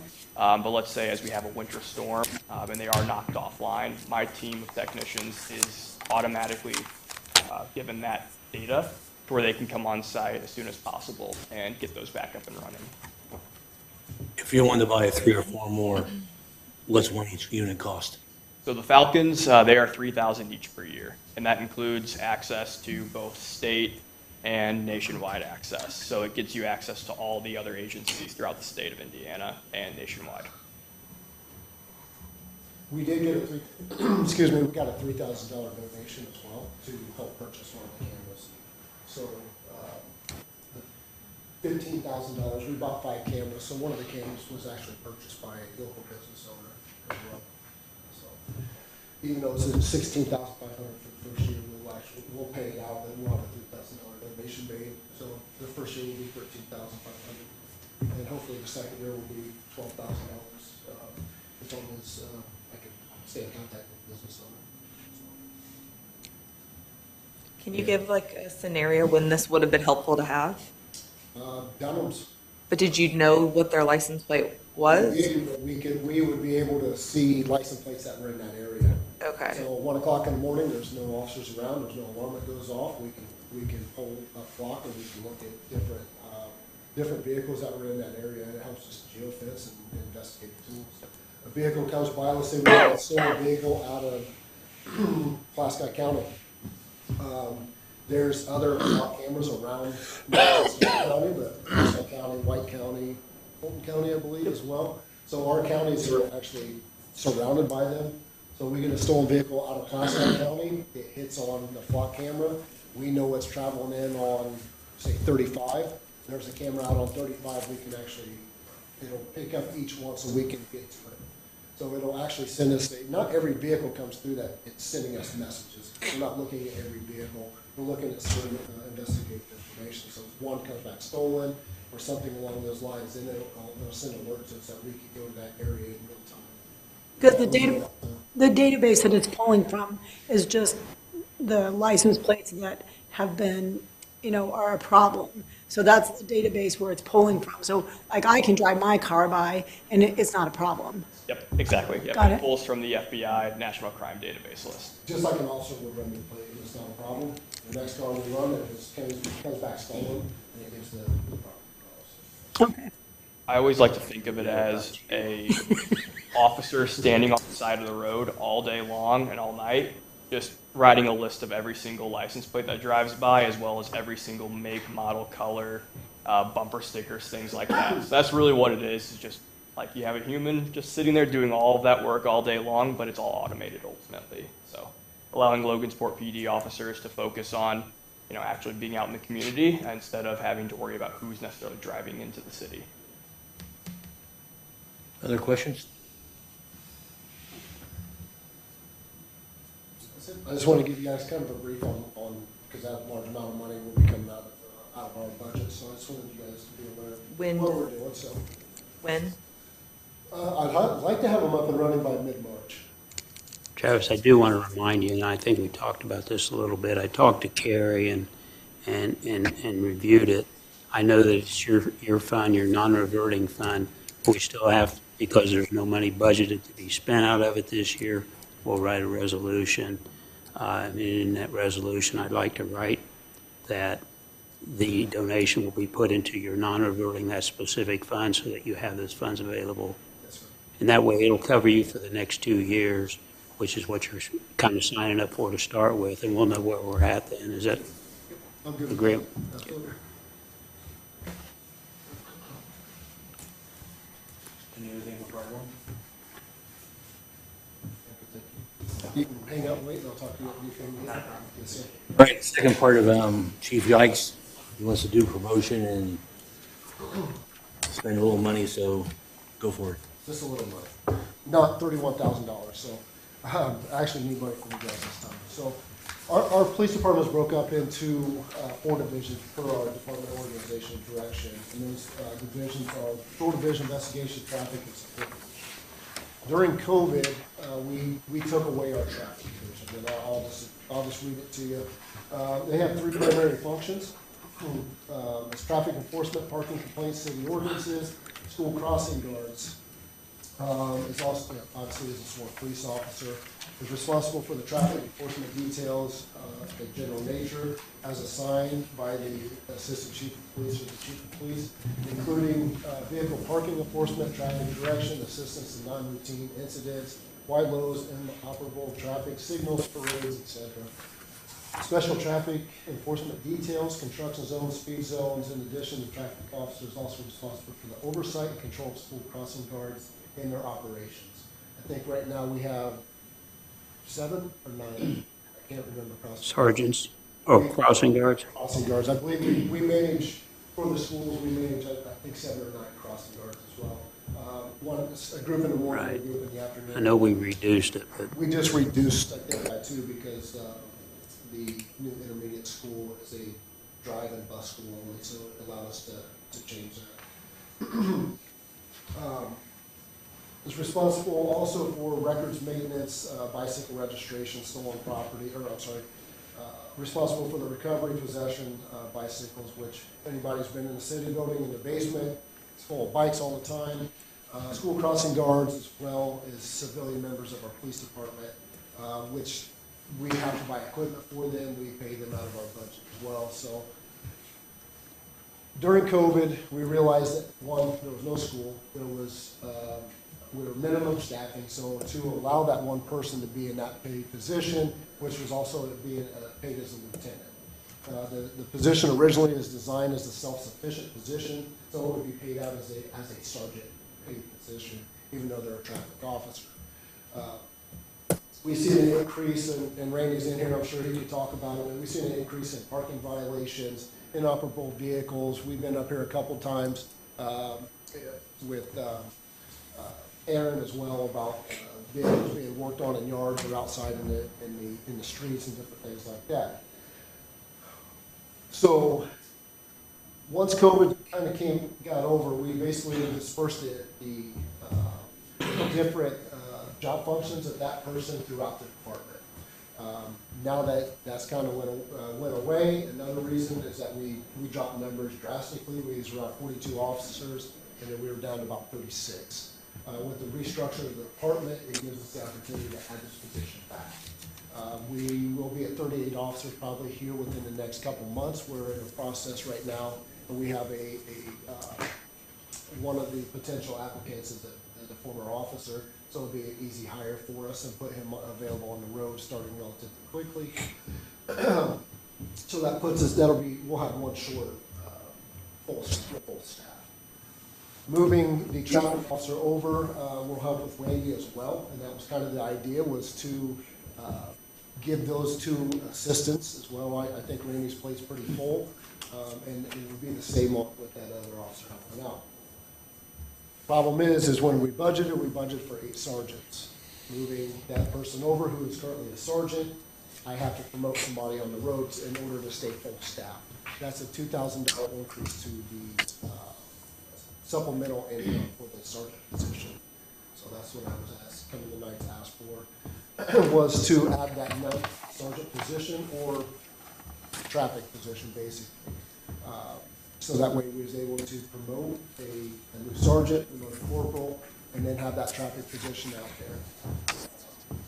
Just as reference, and this is very loose because when you look at it, $30 a ticket for a parking violation, 5 days a week. If you wrote 20 a day, over $3,000 just from that one incident, and that's all his job related is.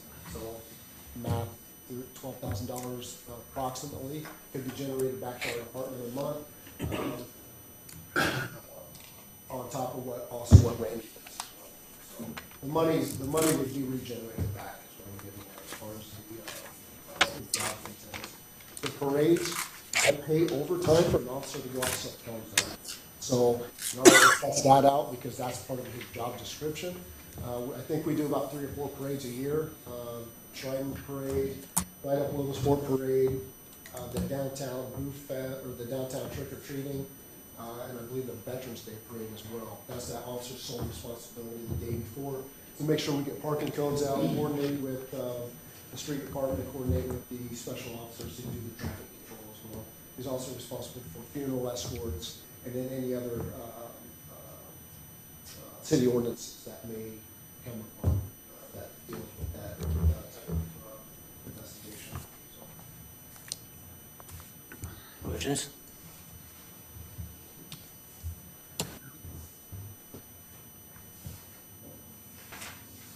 Council in favor then of moving this forward? Yes. Okay. Do we need a vote on that or just move it forward? It's consensus. Okay. All right, Chief. Thank you. Appreciate your time. Thanks, Chief. Thank you. It's 7:44.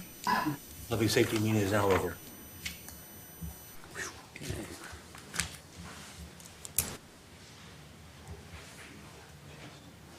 Hey, Bill, Bill Cuppy, are you on overtime yet for today's meetings?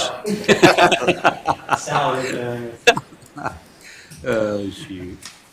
Anyway, 7:44, we'll start the Finance Committee meeting. We have a few things. I sent you a sheet. I did not give you individual printouts on this, but I sent you an email.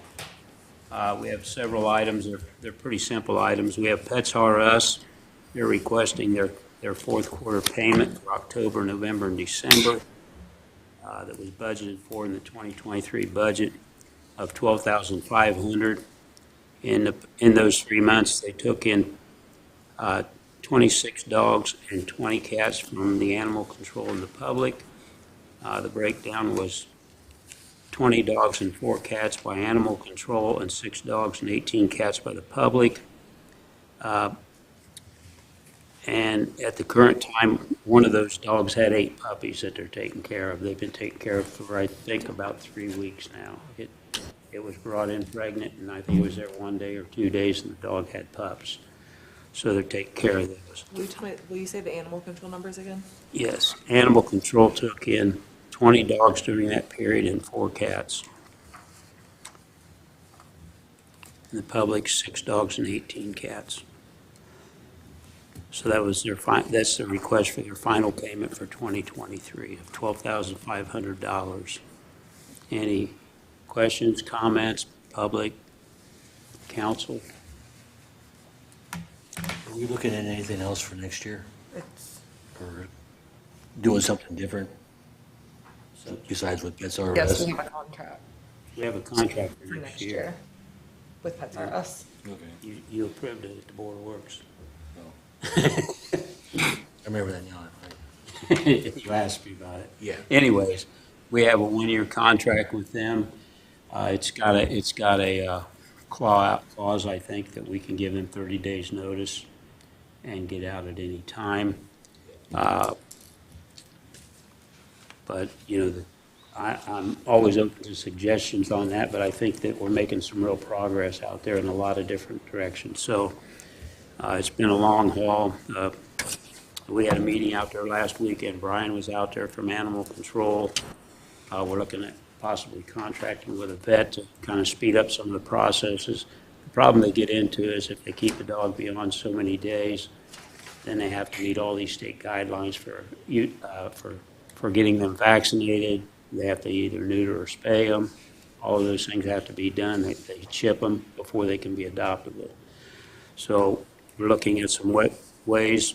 We're looking at options on feral cats. There are several huge feral cat populations within the city that we're going to try to start dealing with in the spring out there. So anyways, that's the request. Is there any comments or questions or? What was the amount on that request again? $1,500. Okay, thank you. In favor of moving that forward to the council meeting? Yes. Okay. Second item is just approving the golf fees again. Jan's already explained to everybody what the new golf fees would be, but they go through parks, and because they're financial, they go through finance also. Any additional questions on approving those?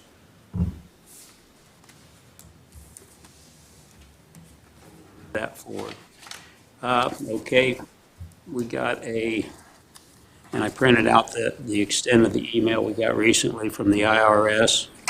They're our friends that won't go away. But our financial consultant, Zev from Baker Tilly, has suggested that we pay the penalty for quarter 1 2022 penalty. It was $6,902. If we pay it after approving the funding on February 5th, I believe the amount goes to $6,933. But we feel like we need to approve the funding before we send them the money. He is the guy he's actually the guy that got the last one abated, the huge $200,000 one. And the explanation's right there. If you read what it says there, it says that the IRS agent told him they could not abate this as it was the second of these penalties, and she couldn't do it. So if you look right above it, it actually happened 2 quarters in a row. He believes that he can abate the first one, which is $7,578. But then we've still got one one more outstanding from 2019, which is for $25,000. And sometimes it takes them months just to assign an appeals officer to these. I don't know how they go about doing that, so we're waiting on that one.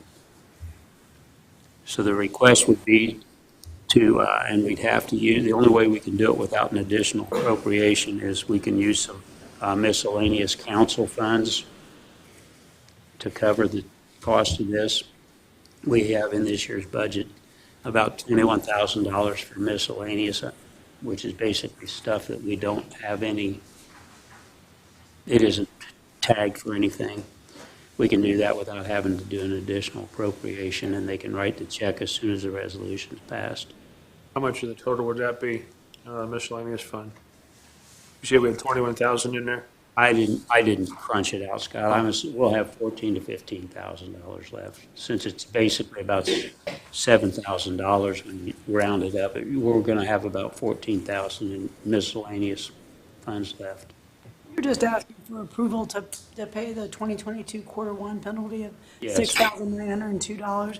You're saying the 2021 quarter four of $7,578.13 is going to be abated? He thinks they're going to get that one, and he doesn't have an opinion on the last one because they don't have. Sorry. And then the 2019, we're just waiting for an appeal on that? For an appeal officer for him to deal with. They haven't assigned anybody to the case, and I have no idea why.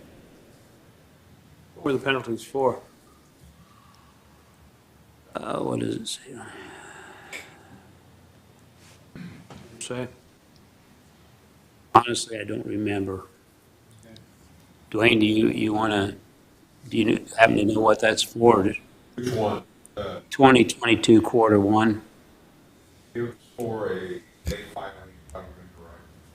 We were under the impression, we were told with the IRS, we called these on ourselves after we found out about it, because we were in the midst of we had at one time, I think, six issues going through the IRS.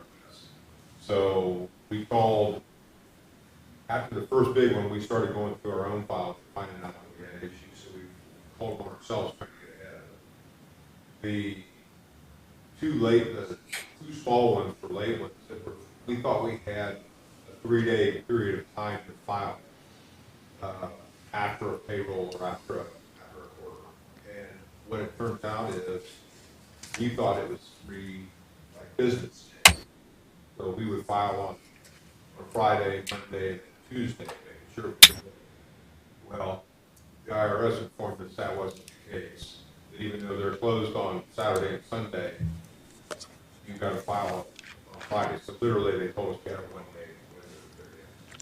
So once we found that out, we were able to fix it.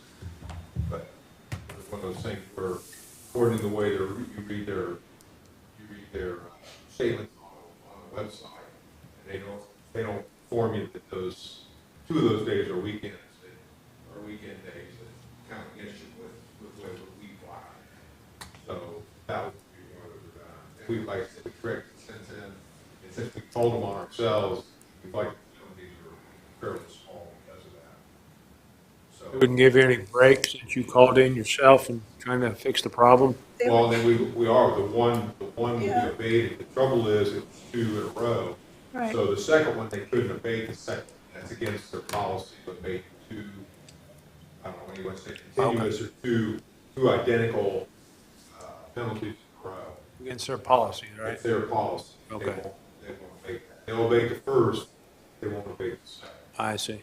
So we had already filed for an abatement for the first one, and we realized what the second one was going to be. We filed it, and we knew there was a pretty good chance that wasn't going to go anywhere. Okay. But we would have filed it anyway but we got to lose. Thank you. Right. You have any insight on the IRS? No, I mean, as you recall, we went through this on a $200 and some thousand one that was pretty senseless in seeming how they interpreted. I mean, it was not filing paperwork to establish that we had offered health insurance to our employees under Obamacare when we had everybody covered under insurance. And so we paid for it, as you guys know, I've handled the budget before. And so it was really just being form over substance that they whacked us. And we decided not to pay it after debating it at Zev with Baker Tilly and myself, and we had some discussions, and finally decided we're just gonna fight it out, because it seemed senseless. And I know on that one, for some reason, he wasn't informed. They sent a letter directly to us, so we assumed that he'd lost the case in that one. And when he found out, like you said, he said, well, hold off, let me contact him, and that one worked out. But he's saying here, you just need to pay it. Well, they took forever to get to it when it was the 200,000. So when you got 7,000, you know, the time you pay those guys to bird dog it, and it sounded like Dwayne Gang did what you could do when it's course of business and those kind of expenses occur. So. Thoughts? We good to move this forward, or?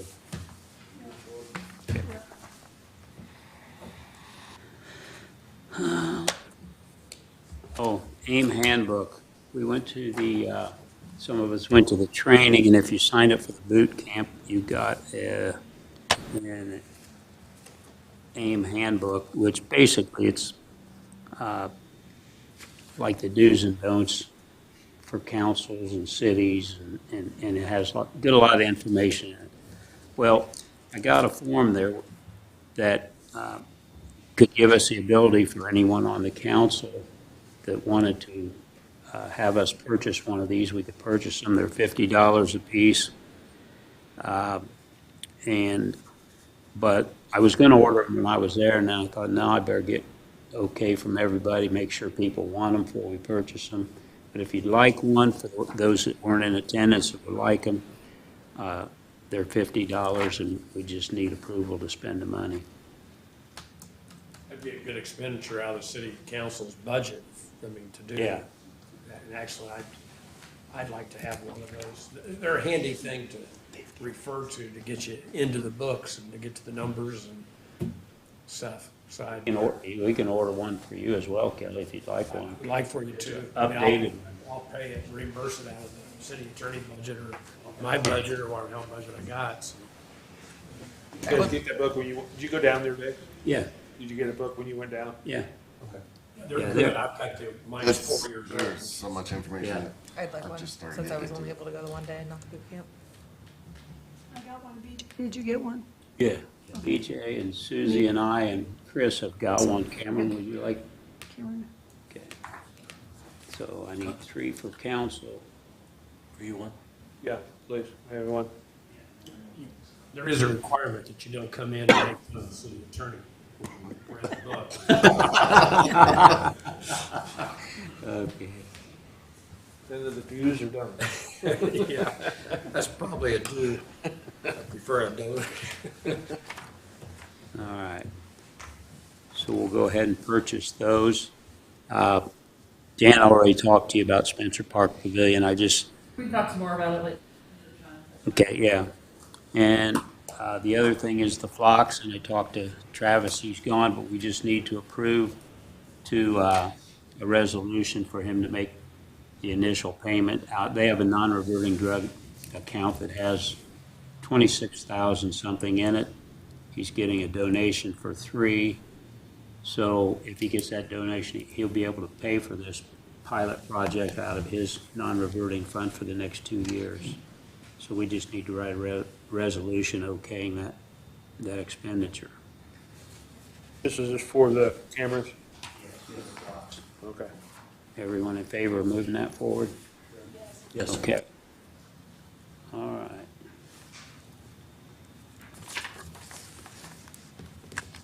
That is all I have on the Finance Committee meeting.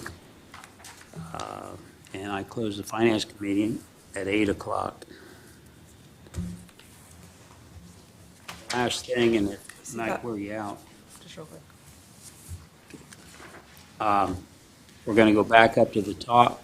If the public wants to leave, we're just going to talk about the council bylaws. and some things in there. We just want to walk through it with the council. It hasn't been revised in 8 years, and there might be some things in there that we'd like to alter, but I wanted to go through it with everybody at one time and talk about it. There's no L in Gmail. It's the L.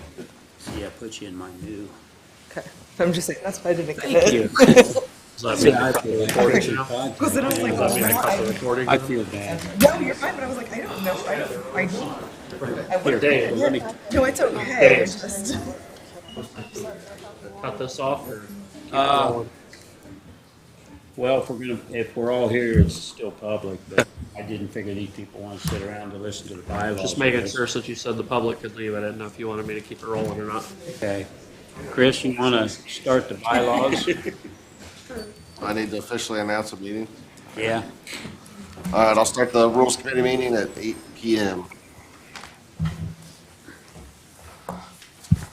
And we're going over ordinance 2016-04, I believe. Amended ordinances for the city council bylaws.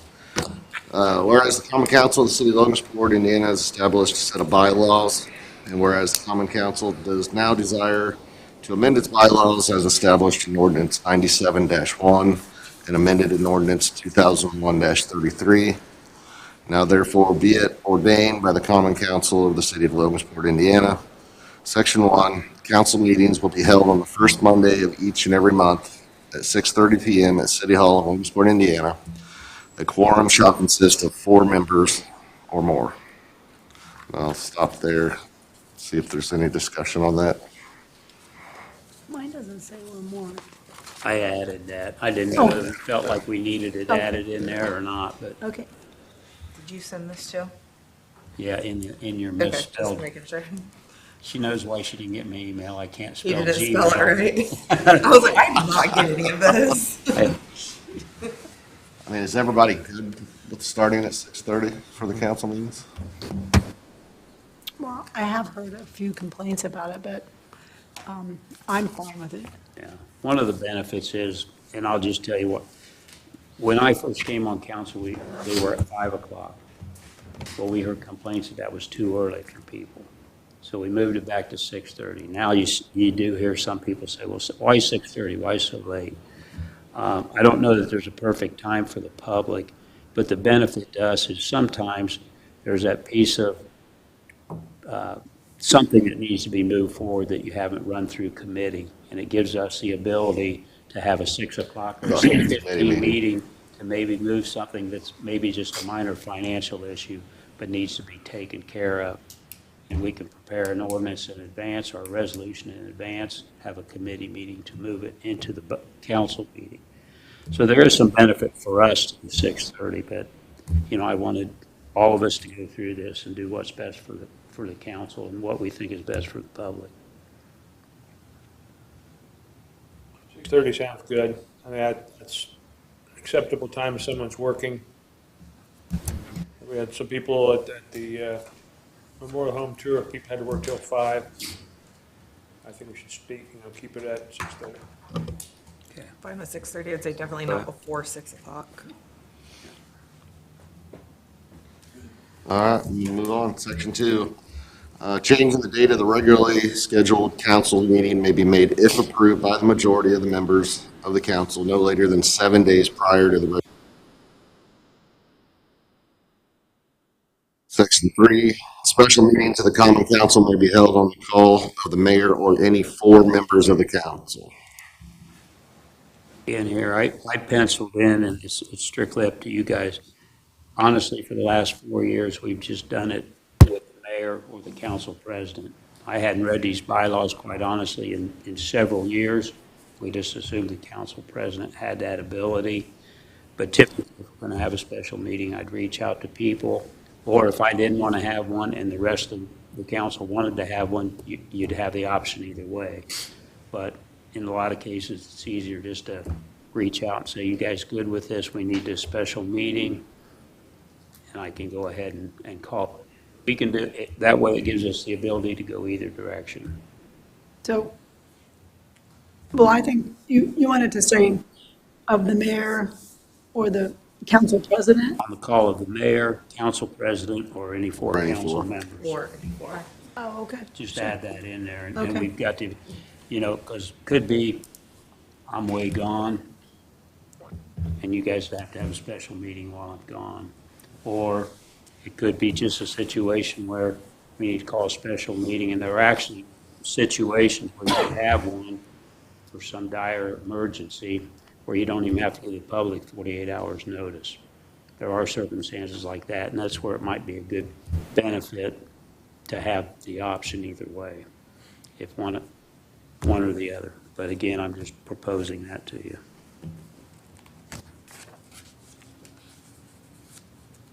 Everybody good with adding council president to that?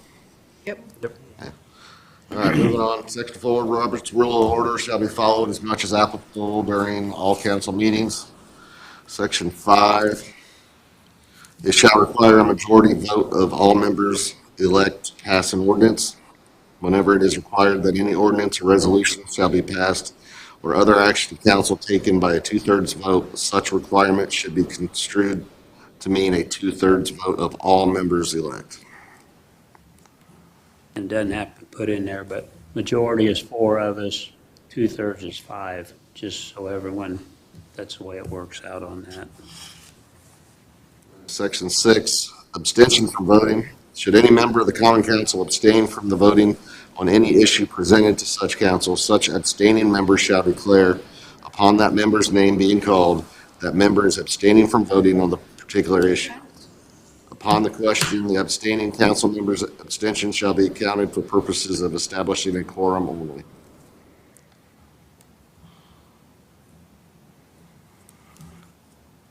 Section 7, all meetings of the common council, except executive sessions, shall be public.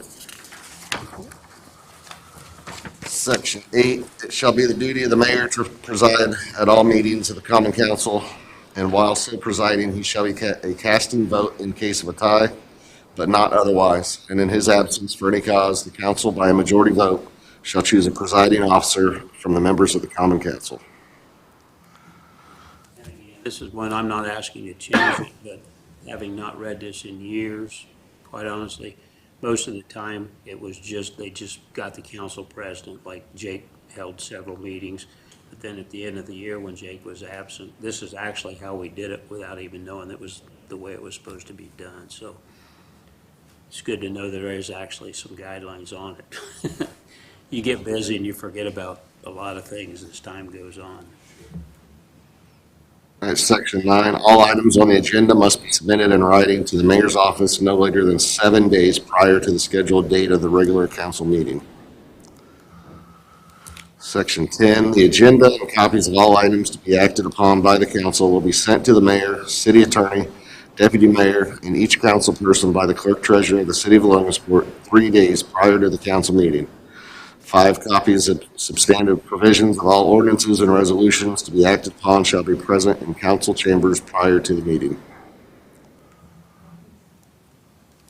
That's when people can pick them up at the door. Other people, okay. Couple things there I just say is, and I don't know if there's a good solution to this. I don't know that we've ever sent them to the mayor's office in the 8 years I've been on council. But we try to stand by this 7 days, but we try to get the information to the clerk treasurer. But then again, it says down here,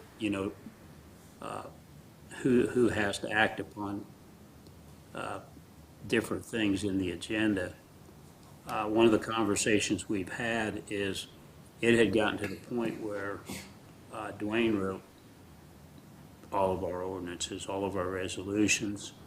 Now, there were times Bill would write resolutions that were for things that were coming from him or ordinances. Dwayne would tweak them if need be. Aaron will bring planning to us, and a lot of times have those already written up to where they just need reviewed. But there was a lot of burden on Dwayne to write a lot of ordinances and resolutions, and it took up a lot of his time. I think we need to, according to Kelly's contract, that's part of his job. You left. So I think we should, I'm not saying just bombard him, but we need to have a discussion where, figure out some type of a process where we can start sending some of the stuff to Kelly. He knows it's coming. He knows when it has to be prepared, to take some of the burden off the clerk treasurer. But we need to, like we talked tonight about how many resolutions do we need for February 5? I know that Tyler can do the one that is the police officer one, because Dwayne already wrote that one. So you have access to that one to just make it be amended. That would be easy for him. So we need to decide, like, don't. Salary ordinance? Yeah, the salary ordinance, we have to Yeah. amend that for the meeting on February 5. Right, What right, that's other- a simple adjustment, you're right. Right, and so Tyler could do that one. But we also talked about 2 other ordinances that need to be written, so who's writing those for We February 5? never talked about the fire thing tonight. I mean, Well, Chief's gonna come. Kelly's been told Chief Bear numerous times to write that ordinance, or asked to write that ordinance. They talked about it in department meetings. Which So- one are you talking about? fire inspection fees. I have that. Kelly's already written it. He actually sent it to us. And I have that here to add in already for the next meeting. That's been done. Yeah, he sent it over to us like a week ago to look at. Correct. But we also talked about another ordinance that's gonna need to be done. For sure Kelly needs to write the deed that we talked about tonight. About what? The deed that we Right, talked he'll about need to tonight. write up the ordinance for the deed. Right, so, I mean, somebody needs to keep a list of who we're asking to do this stuff. Yeah. As we go forward and as we go through these committee meetings in the future, as you have topics that come up, if we know we need a resolution or an ordinance, we'll discuss it at that time for each individual one. I was afraid to bring all that up at the start and be here till who knows when. We've already been here fairly long enough. But you're right in the sense that we need to start, as you do things, like the finance ones are pretty simple, and I figured I'd sit down with Tyler. And, there's no reason to burden Kelly with saying we're going to take $6,933 out of this fund to pay the IRS. It's a simple one that can be done with the clerk treasurer. Well, who's gonna do the ordinance? Do we already have the ordinance for the golf course handbook and fees? Do we have that ordinance written? We can take their parks resolution and their handbook, and basically you're just saying it's an update, but it's one we could send to Kelly to do. Pass it on first reading, so do you want me to tell Kelly to do that? Yeah, but what we need to do is not just tell him, but make sure he has all the All the what it info. says here, he needs all the information necessary to process it, to do what we've asked to be done.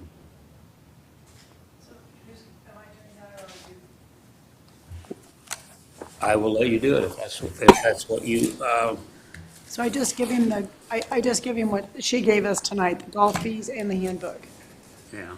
And do we have an Well, the ordinance? golf fees are just part of the handbook, so if we pass the handbook, the fees are passed. Everything's included. Okay, but is there an ordinance that we can use for an example from a prior, Yeah, last year. okay, so. Yeah, we changed the fees Can you last get- year. Can you give me that?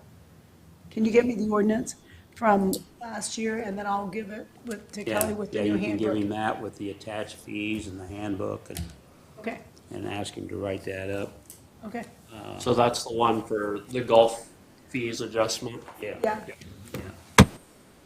And can you, I know today's See, Wednesday. Door has but- already been written up, so the fire chief is good. The changes in our ordinances should be minimal, so I don't think we need to send that to Kelly. We can get that done internally. Who is that? Which one are you talking about? The ordinance that we're going through right now. Oh, yeah. We're only gonna make some minor adjustments. Yeah, Tyler can probably do this Yeah. one. He probably has this one. Yeah, he's got them all in there. We can make the changes and get it over to him on that. Okay. Farmer's Market is Kelly. I believe Aaron had She ordinances did. written up. Yeah, we have those. So basically, we just need to ask Kelly to review them to make sure he's good with them Mhm. on those. So Scott, that's you talking to Kelly? Sorry? That's you talking to Kelly to have him review the ordinances that Aaron brought to the meeting tonight and have him read them so that they're approved before our meeting on February 5? So okay, so Scott, you're sending the planning changes over, the door's already, like I said, been passed. What we'll do with that one is Aaron we'll have to amend it because she's making some additions to it since we approved the first reading last year. So she'll have that all ready for us, and she'll just get that to Tyler. The third thing, it was the rezoning of 133 Wheatland Avenue, the detention and retention ponds. And the third one, what was the title of that? Structures. Tiny housing. Structure standards and vehicle something. Yeah. Not those, she sent all those to us. Mm-hmm. They're all in your email. They're all in your email. Okay, I just don't have my phone with me. What is the third one here? Amendments to structure standards and vehicle storage. The door, it's already, that needs no further action. She'll She Aaron's updated it. amending it, but when she brings it to the second reading, we'll approve the amendment and then approve the ordinance with the amendments. I think that's how we have to do it since it's been changed since it was approved. I just felt like it was important. On that one, the delay was, I felt like the public needed to know ahead of time before we pass something like that, so they'd have an opportunity if they were opposed to talk about it. And I just felt like it was important to have as many of the vendors involved to start with, just because, somebody might think, that's no big deal, they're just gonna let bonus pints, people carry drinks around downtown, and then a year later, we got 8 other establishments. So I think it gives them the opportunity to truly see what we're approving. Well, and it was good input tonight I mentioned Emilio's and you mentioned somewhere, and it was good input tonight to give her some ideas about whose door they should be knocking on. I was surprised she hadn't contacted them because those were all discussed before the original ordinance was created. She said she did. She wasn't sure she had the right phone numbers. Yeah, so, anyway. So where does that put us on our list here before we get too far? Ready to move on? Wait, where did we just finish? We just, Finish section 10.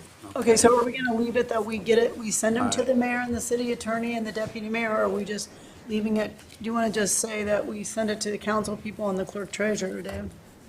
You wanna leave it the way it is, 10? Yeah, it's fine the way it is, I think. Okay. Yeah, unless you guys want to change it. Like I said, I don't know that it has to go to the mayor's office just because, he's gonna get the agenda the same time we get the agenda. Normally Jacob's at every meeting, he knows what's moving forward, and it'd just be one more set of hands that would have to pass through to get it done. And he's gonna pass it over to Kelly or Tyler anyway to be written, so. I think we just leave it be, but understand that we've never sent anything to the mayor ahead of time. He's talking about section 9, not 10. Oh, I'm sorry, yes, I am. Okay. I am, I'm confused there, yeah.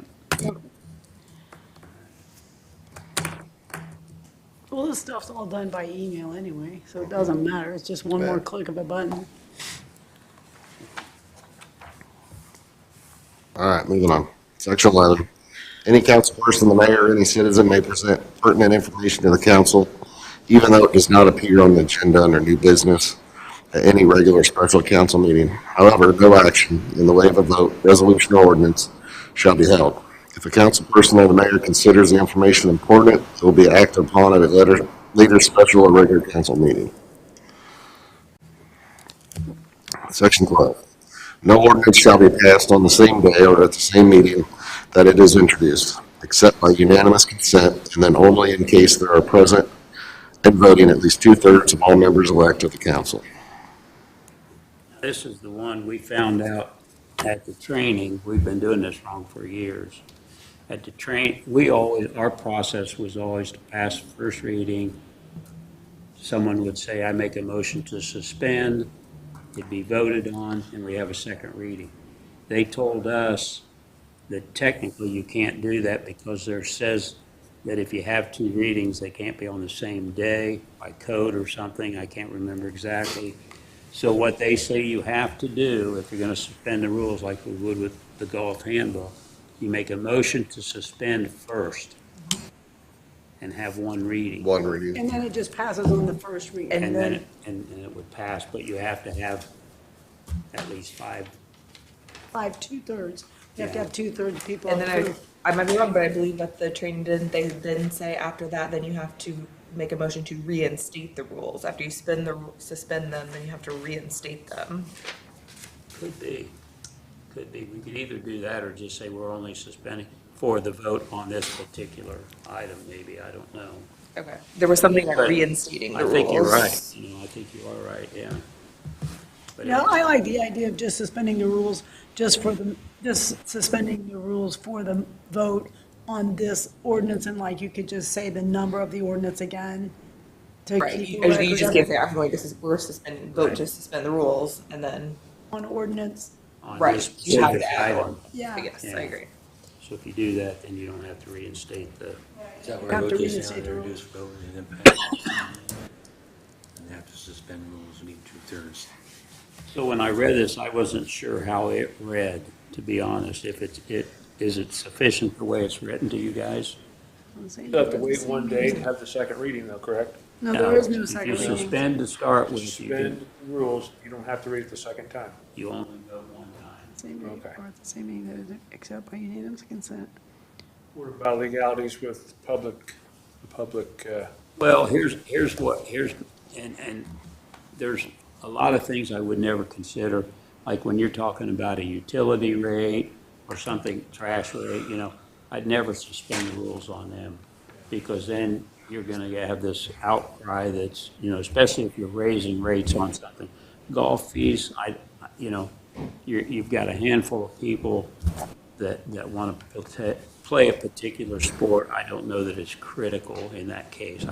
That's the way I kind of see it, Scott. I think you have to be very careful about when you would suspend the rules, I guess. But by law, you can do it if you do it properly. properly is just suspending them. You don't have to say for this current item, just vote to suspend the rules, make a motion. If you do that, then you have to reinstate them At what time? after, After the vote? After the vote. yes. Okay. Or you can just vote to suspend them just for the one Yeah, only. If we and say then we're going move to on. suspend the rules for Ordinance, whatever. Yeah, and then, ordinance, for the golf fees. Still think that could everybody give you says some yes. hot water with the public. If you got one person that's upset about that, or if they're looking for the second reading and it never comes. And by the way, we've done it in the past. when you suspend Either the way, we've rules, suspended them in the past is going to change But the then we had the actual, second reading. huh? After we suspended the rules, we had the second reading. right after the first reading, Yeah. doesn't matter. But what I'm saying, if someone's upset that we did it on one particular night, the process really isn't going to be Process the issue. doesn't- It's going to be the fact that we didn't give them the opportunity to come back in 30 days and say, you should only raise the rates $1 instead of $2 for golf, or whatever it's going to be. I promise you that every golfer in Logansport knows about these golf increases, and they're all, because they all went out, 85 people went out there and bought Already passes. have bought They them. already bought 2024 passes on a 2023 budget amount. They all know what's happening. Those guys are, I mean, there are people who might not know about it. There's always somebody that doesn't. And Yeah. you know. Okay. Said we're going to say something. I just think that's open. So, I guess, but is the wording okay with you guys the way it is? I think it's fine, dude. Okay. Rest of you? All right. Section 13. Section 13, reading of a proposed ordinance on first and second reading shall be read by title only unless any member of council or public requests on first reading that the ordinance shall be read in its entirety. No ordinance shall be passed by the common council until Such proposed ordinance is read at 2 consecutive meetings of the common council unless otherwise by law provided. So you just change he to be, H to E on that?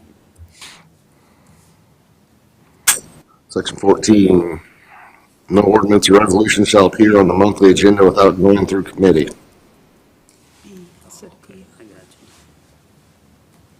you. Section 15, any of the above rules may be suspended by unanimous consent of the council.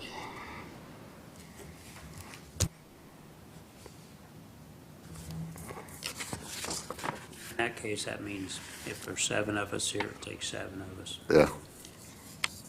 Right.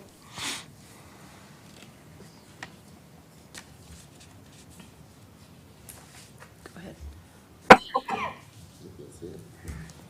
Well, 16 is just the date of the resolution, or the ordinance, so. Yeah, just the passage then. Okay. So this just has a few minor changes in it. Did you see the typo on 13? Needs to be B. Yes. Ordinance shall be read. So this just has a, My school teacher got it for me. that's what I do for a living also. So. Uh, Not being a school teacher, but reading all the time. Okay. All right, so I think that's it. Yes. Is that it? I'm going to close the Rules Committee meeting at 8:26. So is there anything I can help do, like as far as the ordinances go? You could retype this one that we just went over. Is that what you actually, you don't copy and paste it and make adjustments? You actually sit down and retype the whole thing? Well, this is Well, from you can 2000.